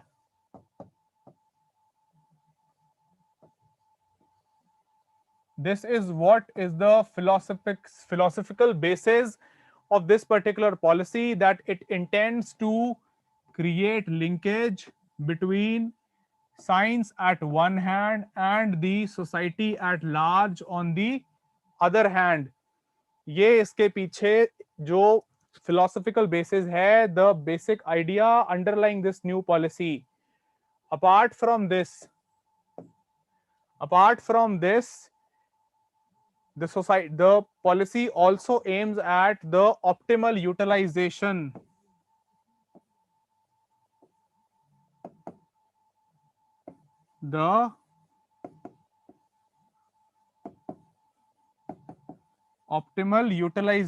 of resources. जब हम बात कर रहे हैं ऑप्टिमल यूटिलाइजेशन ऑफ रिसोर्सेज की, what exactly we mean? Yes, exactly Japjeet, it can also encourage students to take science and research as a career. बहुत अच्छी बात होगी ये तो।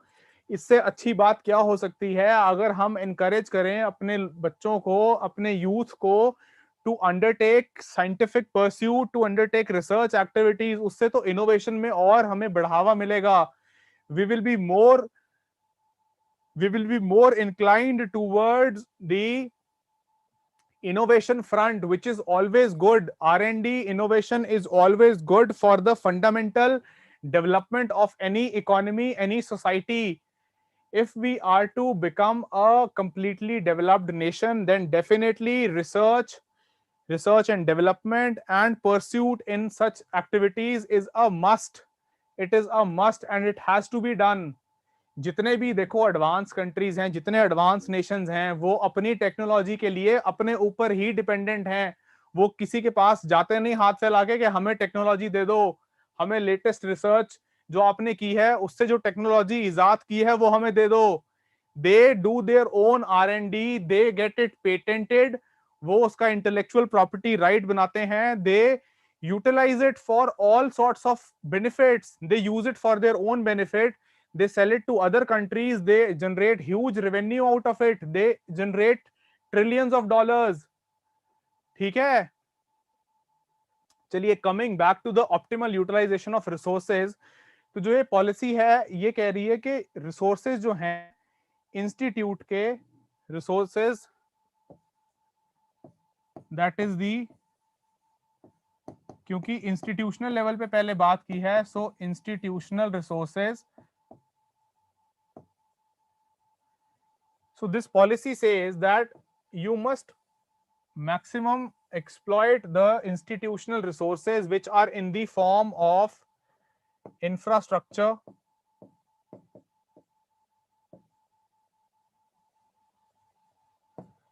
infrastructure जो है इंस्टीट्यूट का, that is also a resource, or you can call it the infrastructural resources.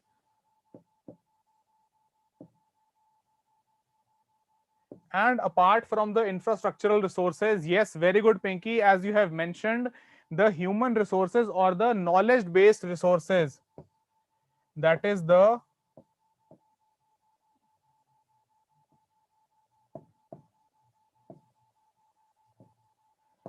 knowledge based resources, or you can also call them human resources, क्योंकि ultimately it is the humans only who are these reservoirs or oceans of knowledge. ठीक है, तो अगर हमारा कोई scientific institute है या हमारा कोई रिसर्च एंड डेवलपमेंट इंस्टीट्यूट है, तो उसकी ना सिर्फ इंफ्रास्ट्रक्चरल रिसोर्सेज हैं जिसको हमें यूटिलाइज करना है, apart from that we have to utilise its knowledge based resources as well, that is also the human resources. ठीक है, the professors who hold PhD, they will also be included in this. Mrinal, as of now, they have kept the definition of knowledge worker very broad based. The knowledge worker which has been talked about here, that right now caters to the scientific community, and certainly the scientists who have their doctorates, who have their PhDs, they will be included in it. So certainly yes, when you say that the scientific researchers, the scientific community scholars, the professors certainly included in it, who hold their doctorates, who include their PhDs, they will certainly be made a part of it, because they can also be instrumental, they can also play a catalytic role with respect to transmitting this knowledge to the society. बिल्कुल आप ये कह सकते हो. ठीक है, तो हाँ जी, मुझे ये बताओ इसकी इंपॉर्टेंस जो है, पहला हमने देखा the philosophical basis, and next we saw the optimal utilisation of the resources, and that is the institutional resource in the form of infrastructure and the knowledge based worker और द नॉलेज बेस्ड रिसोर्सेज. ये जो दो बातें हैं which hold the importance of these activities. ये clear है आप लोगों को? हाँ जी, please let me know, is it clear to you guys? Is this include doctorates of all subjects और जस्ट साइंस सब्जेक्ट्स? ओके, सो